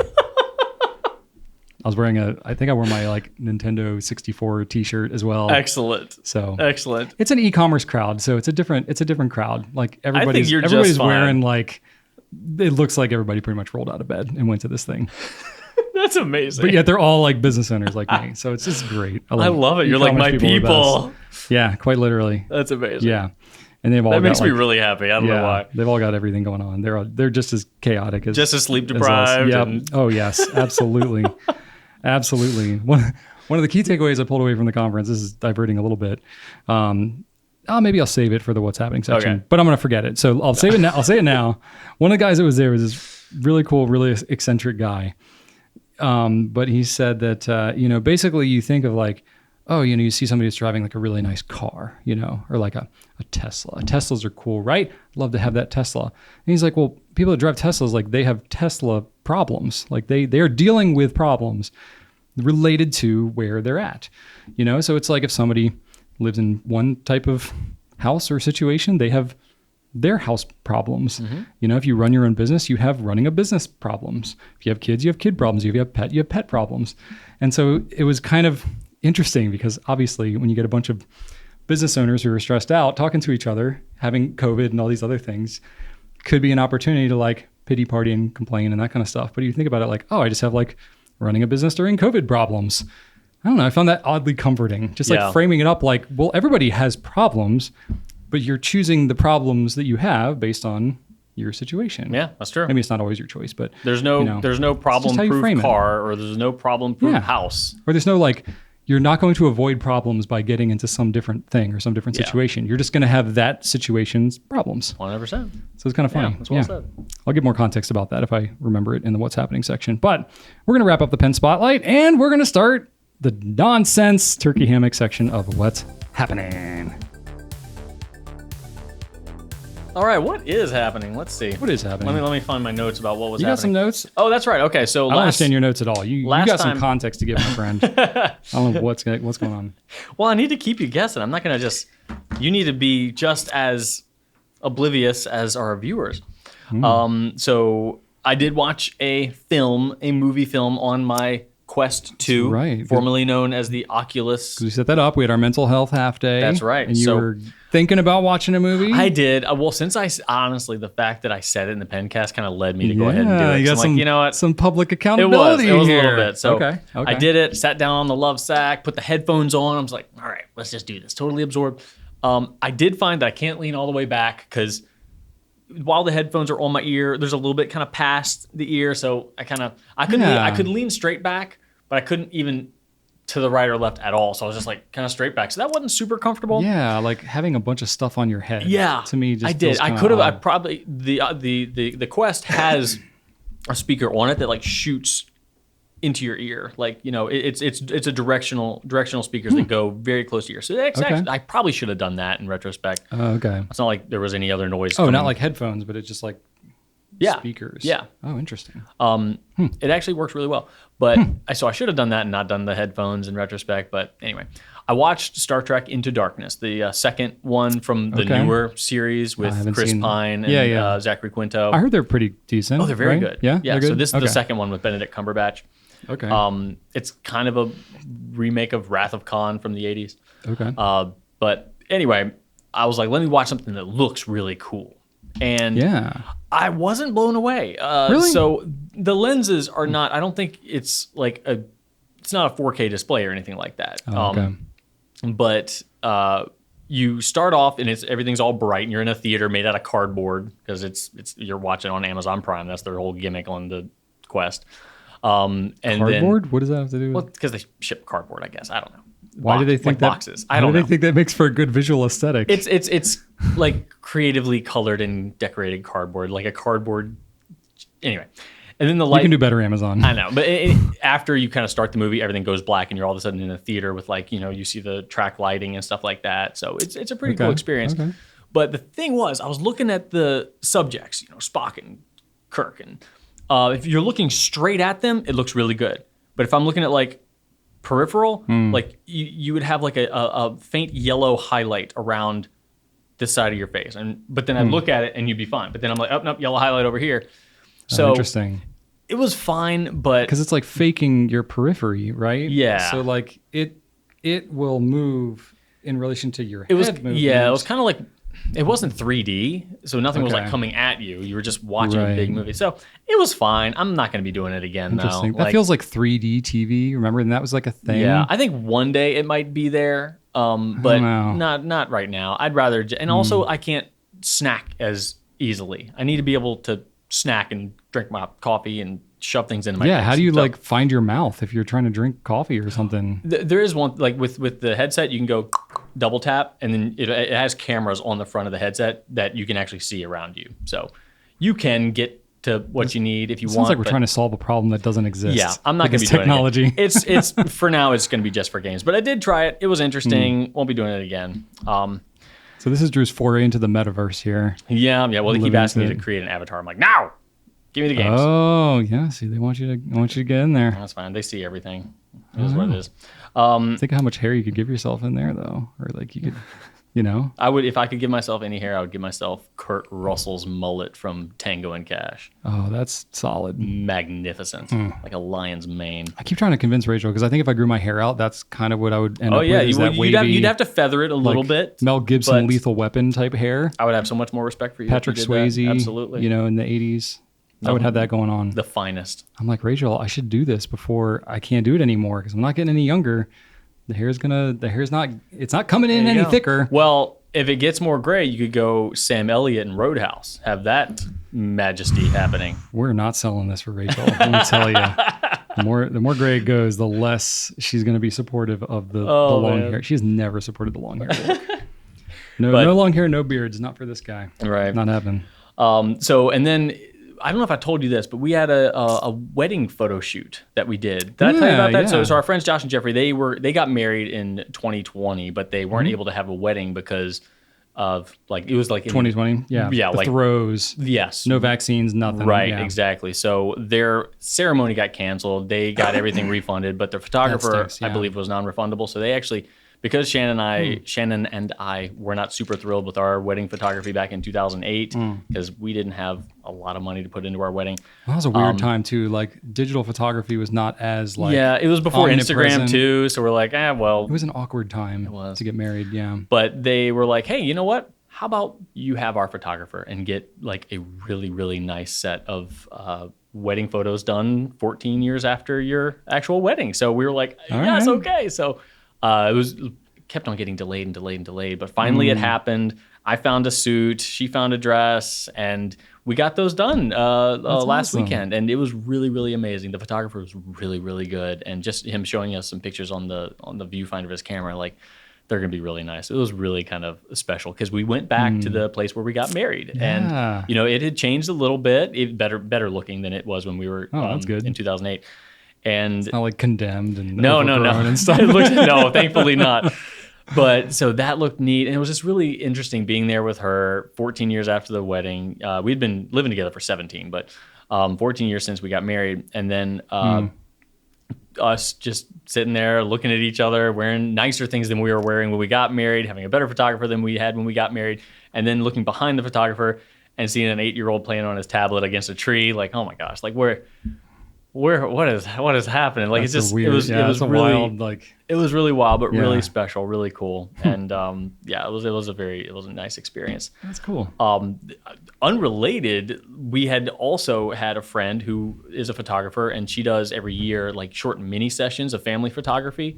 Okay. So it just happened to be that we did that too. So we had two different things. This one with Archer, so it was like a short family thing. We just went over to Crump Park against an old building or something like that. So nothing like super fancy there, but we had two photo shoots. So that's like the Christmas card one probably. Yeah. But Rachel and I talk about doing those Christmas cards, and we never do. Like we didn't last year. Yeah. Even though we did get photos done, it just didn't happen. And previous years, like it's so last minute. So we just always barely do it, but we didn't last year. Yeah.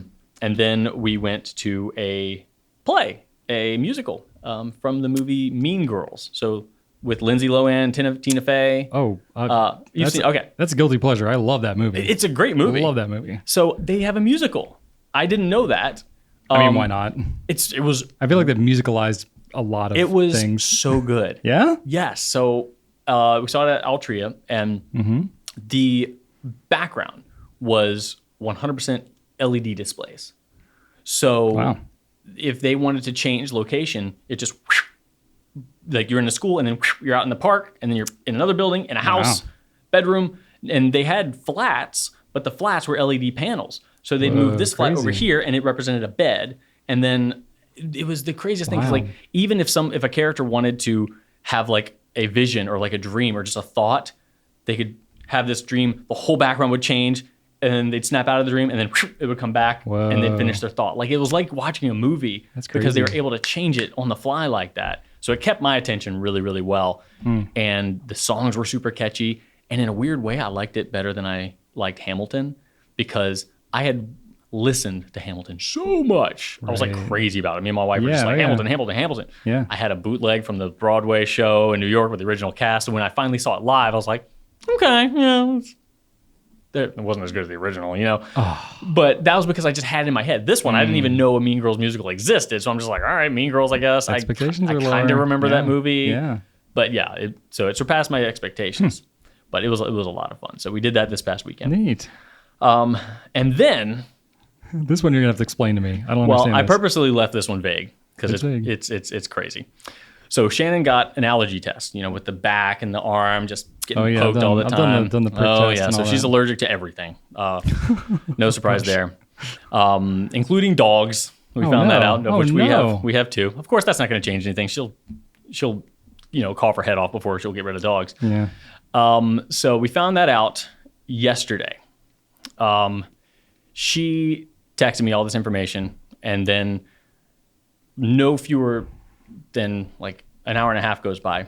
She texts me another thing saying that our dog, Felix, who is a 7-month-old puppy, almost 8-month-old, his dad is available for adoption.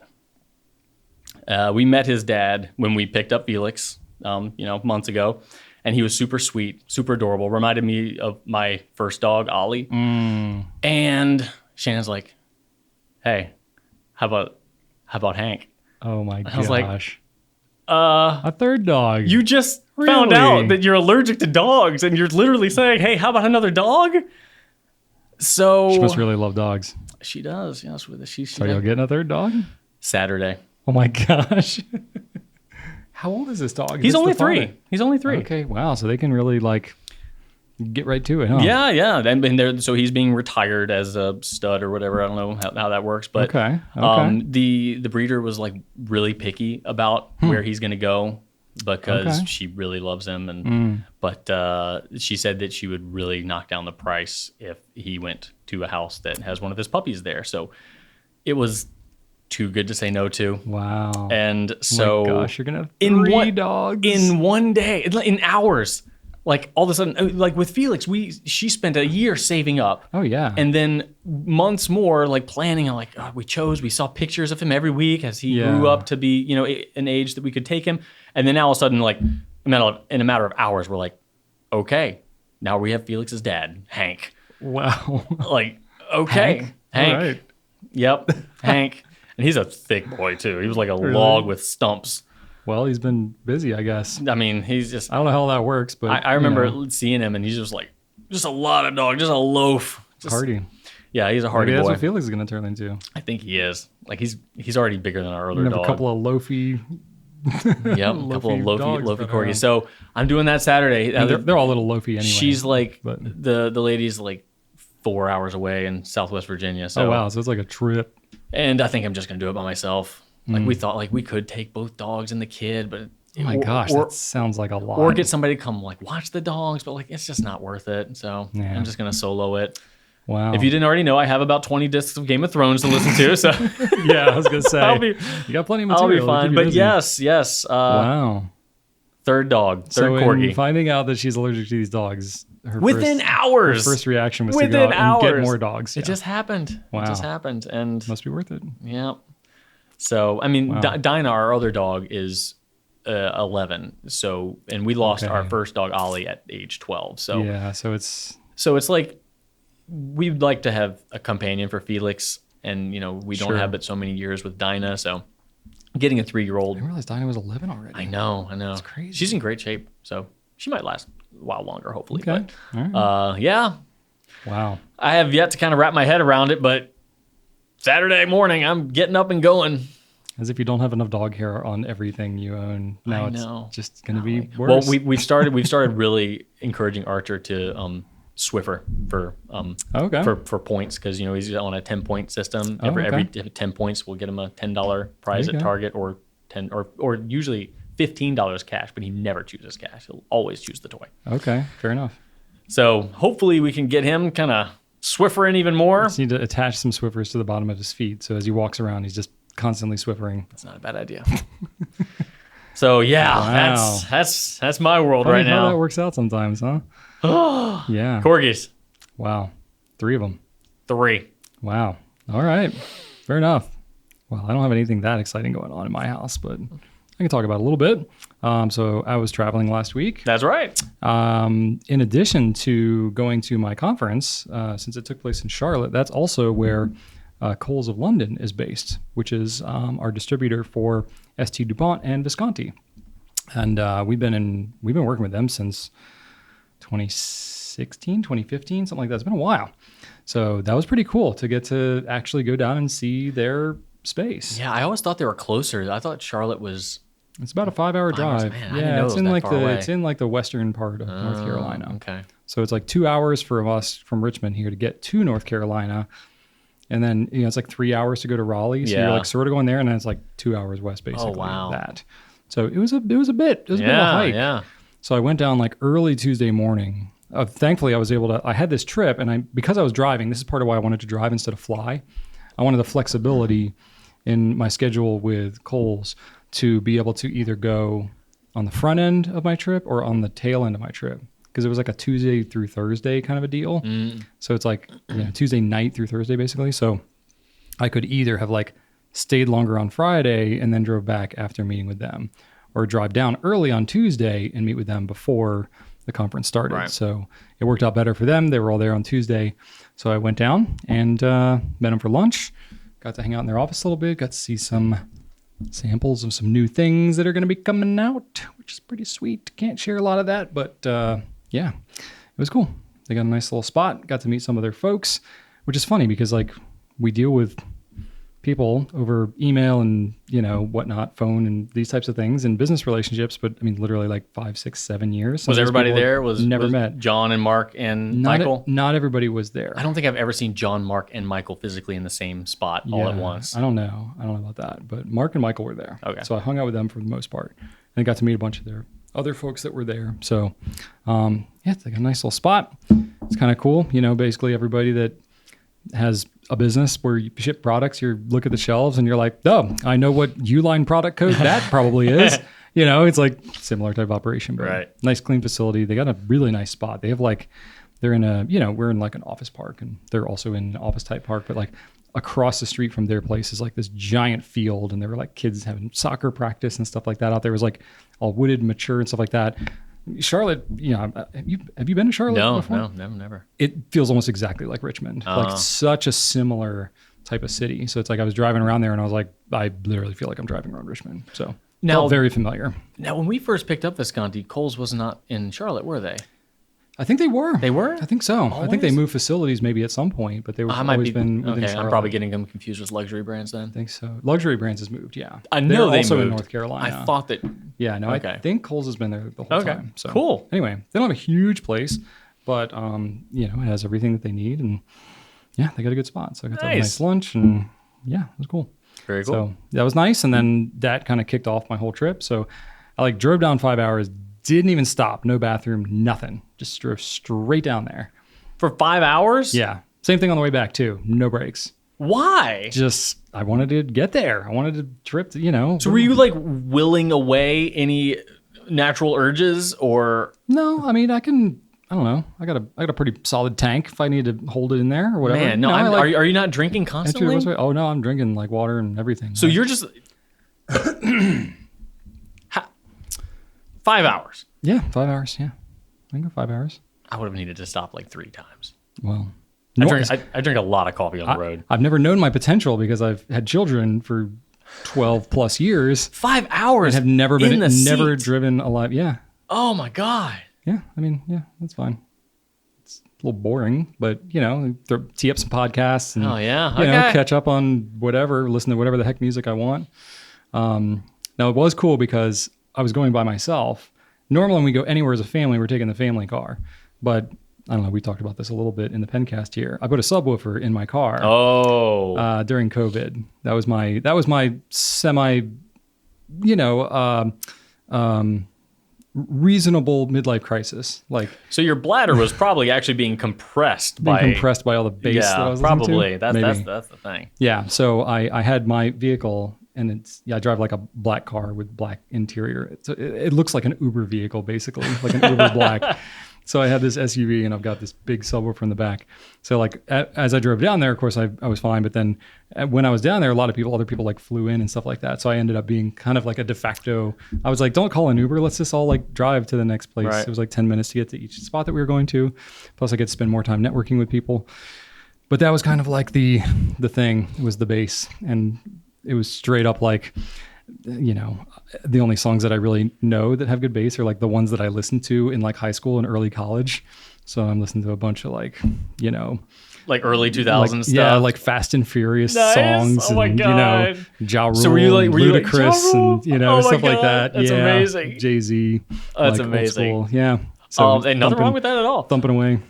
So were you like showing off the subwoofer to these guys? Oh yeah. So this is like legit a high school flashback. Like, hey guys, really was. check out my We're sub. a bunch of like midlife, families and running businesses and stuff, but we're like thumping out. Oh my God. To like Party Rock That is by funny. LMFAO, that kind of stuff. That is magical. It's just ridiculous stuff. That is magical. Like in the city, just blasting out. So that was a lot of fun. That is was a lot something of fun. else. So yeah, nice little preview there. Anyway, so got to do that. That was kind of cool. So I went to this conference thing. It was great. It's like I we talk about how you're like pretty introverted, and I'm not like super extroverted, but I think I'm more extroverted than I ever realized. Because I have an older sister who's much more extroverted. So I always thought of myself more as the introvert. Well, compared to her. But when I go to like, and now like being with Rachel so long too, she's definitely an introvert. Like we'll get together with like our extended family for a couple hours and she needs to like take a nap afterwards. It like drains her so much to be just around people and small talking and stuff like that. Whereas me, I get like excited and I get more pumped up. You know what I mean? So it's like, I walk around our office and I'm like, I got a meeting in 5 minutes. And then I have like 5 conversations with people and I'm 10 minutes late. And I do that here, but like at functions and stuff, I'm more like Rachel. I don't take a nap, but I need to sit down and play some video games. See, I'll do that a little bit too. Like if I'm in line with somebody at like if I'm getting like a spare tire put on or something like that, I'm like asking them about their family and like small talking and stuff like that. Like I'm genuinely interested in just people and what they got going on. I am, but I need to be approached first. I'm not. Fair enough. I don't get out there. I've like acquired that more over time, just as I've talked to so many people and done the pen shows and the networking. Like I don't know. I got more of a reservoir. I guess I'm more practiced at like the small talk and that kind of thing, but I do get some energy from it. So I don't know. That's kind of fun. So just talking to people, and it was good because, just the general vibe, for those of you who have, been alive for the last couple of years, COVID's been tough kind of on everybody. And now we got like a bunch of economic craziness going on and interest rates and inflation and all the things. So there's definitely like some stresses going on. And if you own a business too, it creates all kinds of challenges. Yeah, I have to think around that while pen shows exist for us to validate our interest, be like, oh my gosh, I'm not alone in this crazy obsession. Look at all the people. Yeah. For you don't get to, on a regular basis, other than Rachel, to talk about people who kind of know what you're going through as a business owner. Yeah. Like, it's not every day you get to actually talk about your life to someone who gets it. Sure. It definitely like, the challenges that, somebody in like Rachel and I's situation face, it's unique. Very. It's very, obviously we can go to pen shows and talk to people about pens and it's great. That facet of what I've got going on in my life is like very full. Sure. And I am feeling very good about that. But there's all kinds of stuff just with running a business, and you were dealing with all kinds of just various sales tax regulations, and that kind of stuff is always changing. And like all of the not super fun stuff about just the logistics of running a business and just general uncertainties about algorithm changes on social media and stuff's not performing quite as well. And so the traffic to the website is down. And so it's affecting sales and all these types of things. It's all this behind the scenes stuff that I have to be mired in and pay attention to run a good business. That kind of stuff gets more challenging to like talk to other people. So that's why I like to go into these networking type things, is because you can talk to people and get perspective on things. Right. And know you're not alone. Yeah. Like, oh my gosh, this isn't just me. Yeah. But these are like other e-commerce business owners who sell equally weird and obscure things like we do. Like one guy I met sells high-end toilet seats. That's it. His whole business is selling toilet seats. Not bidets, not toilets, just toilet seats. And I was like, so there's like a market for just specifically high-end toilet seats. He's like, yep. And I can get all into details of it, but yeah. So that's his specialty. That's going to be our next deep dive. Yeah. Somebody else was from the Netherlands and they sell baby seat covers. So like, babies get sick and they have accidents and spill food and stuff like that in like a car seat, or a stroller or something like that. Okay, gotcha. So like infants and whatnot. So it's like a cover that goes over that. So if they make a mess, you just pull out the cover and wash it and put it back, kind of a thing. And I was like, oh, that's genius. That way if they barf, you just say like, all right, finish, and then I'm going to clean up. But just keep on going. Get it all out. Exactly. So just very entrepreneurial thing. Just people who see a problem that want to fix it and just got to find enough people scattered throughout the world online that are into the thing that they're working on. They're out there. Yeah, somebody else sells like crochet kits. So they package together like crochet starter kits for people that want to learn to crochet.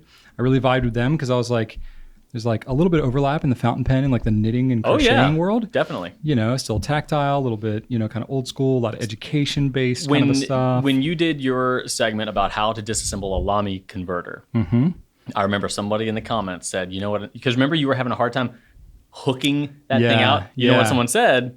Crochet hook. Crochet hook, yeah, exactly. So, you know, there's people like that I got to meet that aren't like in our world, so to speak, but are connected to some of what we do in a whole different way.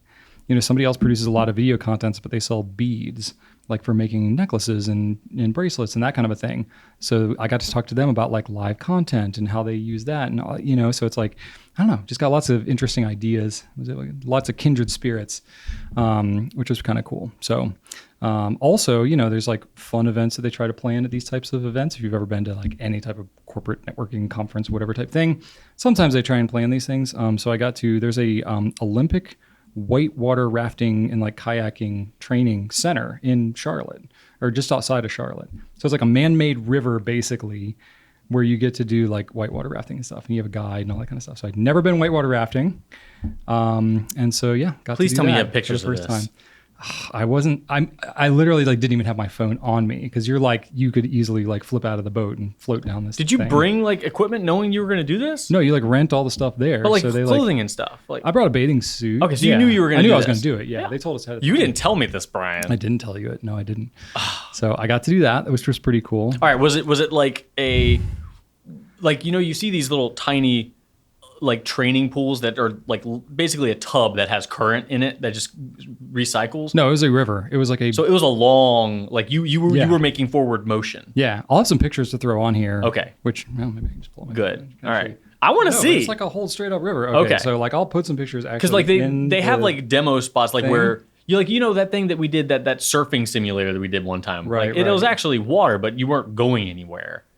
So this wasn't that. Like No, it wasn't a this was stationary like, thing. It was like a river. What? Like a giant like swimming pool base type thing with rocks in it, and it was creating whitewater rapids. And they can like adjust the flow of the water. Like it was like class 4 rapids that we were on. That is amazing. Yeah. I want to go to there. Yeah. So you can see there, it's like the whole facility. It's pretty neat. And that's there open were, to like, the public? Several different courses. I think. I mean, yeah, you got to like pay and stuff. But yeah, you go. They have guides all the time. They send people all the time. So yeah. Because I would love to do. Because I love kayaking, but I've never wanted to do anything risky because Right. I don't know. It's not a controlled environment, and I mean, this is about as you know, controlled as you can get. people die in the James River all the time over here. Yeah. Well, you know, it's water. Water is very powerful. But yeah, got to do. And there are lots of people yakking in this thing too. I like to yak. Yeah, you can bring your kayak down there and go do some stuff. I've been known to yak. There were people from time to there were time. people that were on these like class 4 and class 5 rapids. Then when they really cranked it up, there were people on there on like stand-up paddle boards going down these rapids, and I was like, "What is wrong with you people?"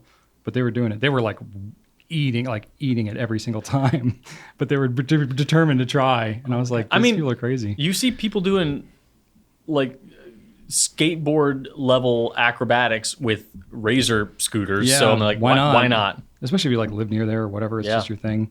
And another thing I got to do, Drew. Are you afraid of heights? Do you like heights? I'm not generally bothered by them, no. Okay. So another thing they had at this little facility, they had like a zip line and stuff like that. So this giant tower with like, the zip line, but also this thing where you could just be in a harness and you were just attached to like a rope and you just walk off the ledge. No. And just drop. No. So it's equivalent to walking off of like a 12-story building. And I was like, I want to do that. See, I thought you were about to say I repelled. I'm like, great. I would love to repel. Repelling is fun. Yeah. See, there's like, that's not me. That's another guy doing it. Just dropping down. I love it. Yeah. So I did that. No. I need to be in control. If I'm up, No control in this. You're See, just, you're literally, I had a moment on there because I've done like roller coasters where you just kind of drop and stuff like that. And I was wearing this harness and you're just like on this ledge, 160 feet in the air. And you're like, I know I'm attached to this rope or whatever. And you're like, I'm just going to walk off this ledge. And I did it. No. And I screamed like I was a 5-year-old kid. Everybody else was like pretty quiet, but I was so excited and just filled with joy. I don't know. I guess like as you get older, it's just like, when do you really just get to like feel like you're a kid and just like completely just let loose and let go. Yeah. That feeling of free fall, like when I ride a roller coaster that really has like a lot of that airtime kind of feel. You forget you're talking to the one guy that's probably skipped around the office in the past week. Yeah, that's true. So, you feel that yeah, on a regular I don't basis. really. But, I don't know, But- it takes more to get that feeling for me these days. Yeah. And so I did it and it just That's like, amazing. I'm very that couple actually seconds of bliss there. that fills me with joy for you. But it's pretty fun. No, I like if I'm like up a really tall ladder, that's fine. I'm in control. My grip, like I know what I can do, and I'm not going to lose control. Like death grip, rappelling's the same way. Like as long as You're pretty in control, rappelling. yeah, exactly. more I'm control. fine. I'm fine with that. That where I'm just jumping and Just hoping jumping. that Yeah. And like I weighed more too than most everybody. So I watched a bunch of other people go down and I went down faster than they did. So I really got a good sense of free fall. It was pretty fun. no, I had a blast. A blast. no bungee jumping, no Love it. skydiving. I would totally do that. No, not in control. I wouldn't just because like not something probably wouldn't happen with something like that, but if it did, it would be catastrophic. Do we have something in like the business's contract where you're not allowed to do certain things? Because we might No, need to I can talk do whatever about. I want. Oh God, I run my own business, so I insure myself to whatever degree. I'm going to talk to Rachel about I that. got good life insurance, so my family would be well taken care of financially if something happened to me. But There are other people that might not be in such a great yeah. shape if you plummet to your doom doing something silly, Brian. you'd be fine. I'm not that essential here. Rachel, I will weekend. Rachel would be good. I She'd will run weekend things. at Bernie's you for this Pencast. I will. Don't think I won't. You really will funny. have some sunglasses I on. have my sunglasses on right a now. fedora, I would mimic that. Yeah. and I'll be like, "Oh, look, hey, everybody, it's Brian Goulet." I like blue pens. Yeah. Exactly. Yes and no. It depends. Yep. Is Brian alive? It depends. What is life? Wow. Oh, I can see me and a Weekend at Bernie's meme right now forming. Yep. Yeah, so that was fun. So anyway, Good. I'm glad. So that was not the majority of the trip, but it was definitely Right. more notable and, it's something I can actually talk about. And then I did some stuff. I built some stuff. So I'll have to show you these pictures too. So my mailbox, it's got like the wooden post and all that kind of stuff, that your mailbox Yeah, is on. standard stuff. Yeah, it's super old and it was like rotting out and stuff like that. And I was like, I want to replace that thing.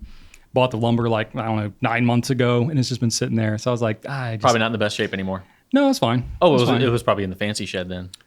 It was actually outside. It was just chilling outside. But it was still fine. It's pressure treated lumber and it's Oh, fine. okay. It was partially covered, but whatever. Anyway, so I was like, okay, I'm going to replace that thing. And I saw a YouTube video of somebody that made shelf brackets. This is so random, but this is what I do on YouTube. Somebody that made shelf brackets, their own shelf bracket. And I'm welding again, as you know, in the Pencast. So somebody that made shelf brackets and they took rebar and they bent it to basically be like twisted up kind of like a knot. And that was sort of like the angled part of the shelf bracket. It'll make more sense when I show you the picture. But anyway, I just thought that was cool and I wanted to try it. Oh, so like it instead of just angling like a right angle, it nodded and whoop. So that's what's going on. Oh, that's not what I was thinking of. So it kind of looks like a rope because it's rebar and it's got Right. like the ribs on it. But it's metal that I bent and like interlocked it into itself. Oh, wow. So it gets kind of this cool Oh, that like is reef cool. knot type of effect, right? Yeah. But it's metal, so it's really sturdy. So I like welded it on and made it into a bracket, and then I put that onto my mailbox post as like the brackety part. It looks like rope Holds up the mailbox, almost. right? Isn't that cool? That is cool. So I thought that was kind of neat. So yeah, that's what I did. I built a new mailbox post. That and is not. I've set that in. seen some like self-made mailbox stands before, and they generally don't look They great. they look all crazy looking. You've been in the Yeah. country parts of our area before. Oh, there's plenty of that stuff around. like they're yeah. made of like the giant like tow cable chains with the hook on the end. Right. And I did Google them a little bit because I was like, it's an opportunity for That me looks- to do something. that looks interesting. classy. Yeah. So there's like the final thing set in place. Like it looks That nice, that right? actually looks really classy, yeah. dude. Yeah. That's really well So that was done. kind of fun. I was like, I want something that I can practice welding that, it's not like in my living room that I got to stare at it every day. But, when I drive by and look at my mailbox, I'm like, I did that. Yeah, I did that. That's cool. that's swanky. I thought about you the other day. I was on Instagram. It popped up something like a TV tray that's just a U-shaped, half rectangle. Yeah. That you can set up as a tray in front of your couch, like wood with the joint that just does that, whatever you Yeah. call that. Finger joints. There yeah. you go, finger joints.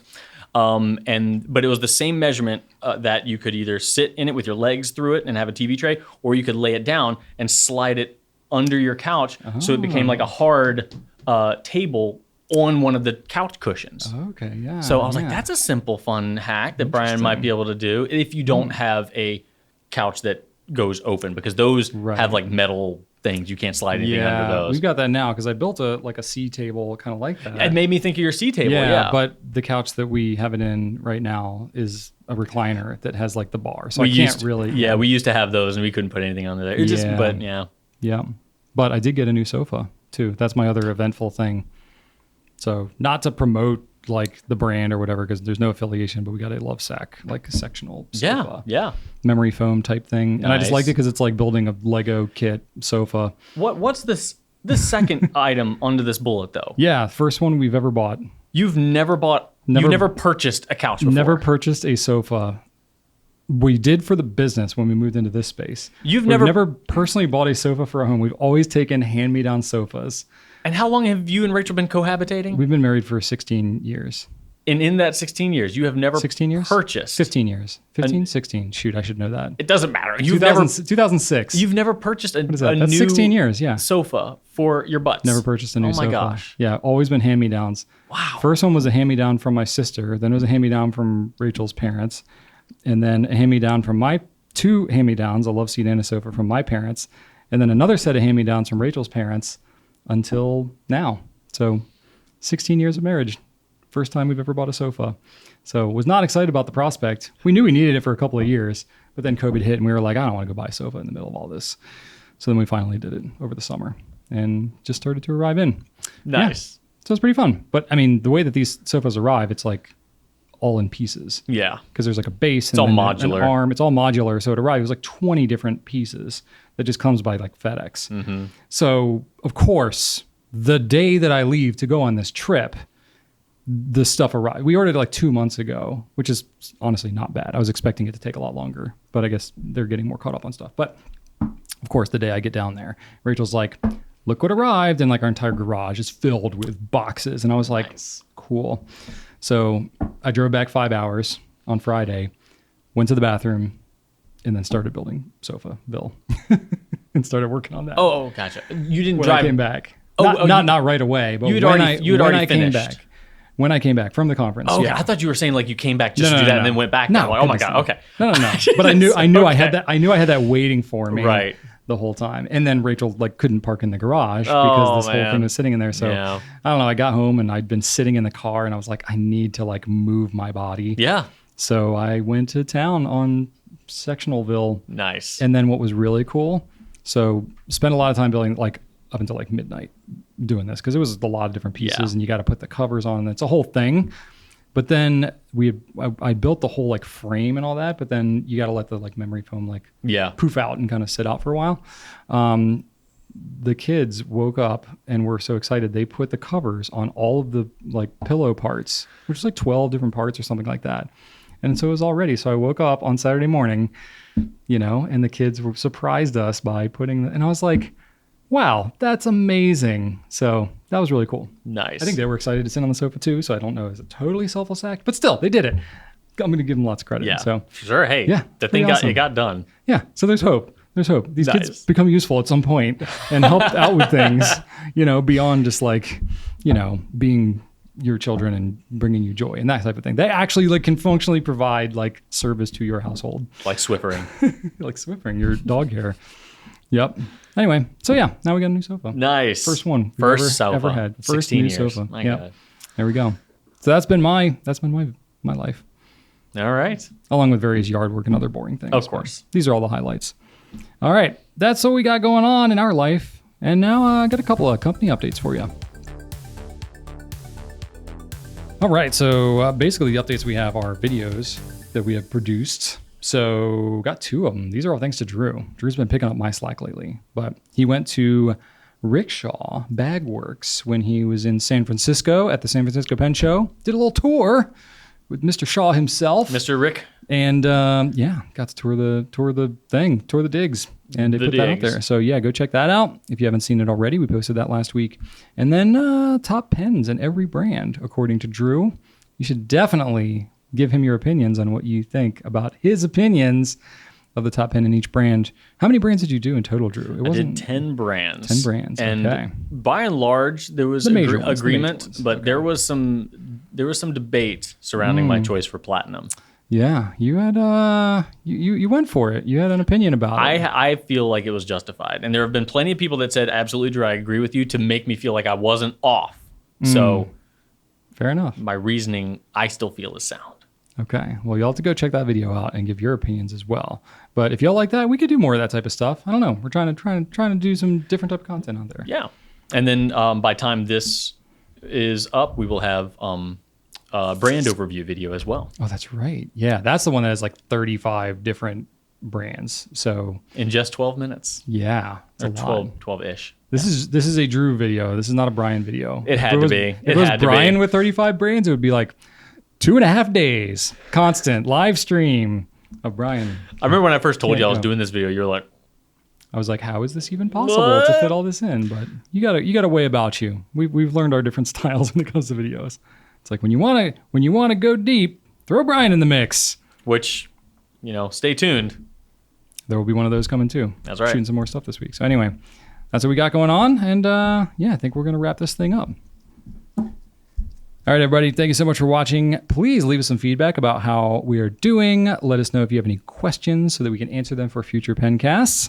Be sure to check out gouletpens.com for your pen, ink, and paper needs. And subscribe to YouTube, Instagram, TikTok, all these things that we are up to. And you can email us at pencast@gouletpens.com if you're an audio listener. And I got a random fact. Nice, short, sweet one. A single cow can make roughly 200,000 glasses of milk in their lifetime. That's a lot of milk. 200,000 The glasses is what I'm impressed by. I didn't know they could do that. It's got to hurt, right? Anyway, single cow. 200,000 glasses of milk. That's a lot of milk. That blows my mind. That's so much milk. Anyway, I'm still like, I've known this fact for some time, and I still have a hard time dealing with it. Anyway, hope you all have a wonderful week. We will catch you on the next one. Thanks, everybody, and right on.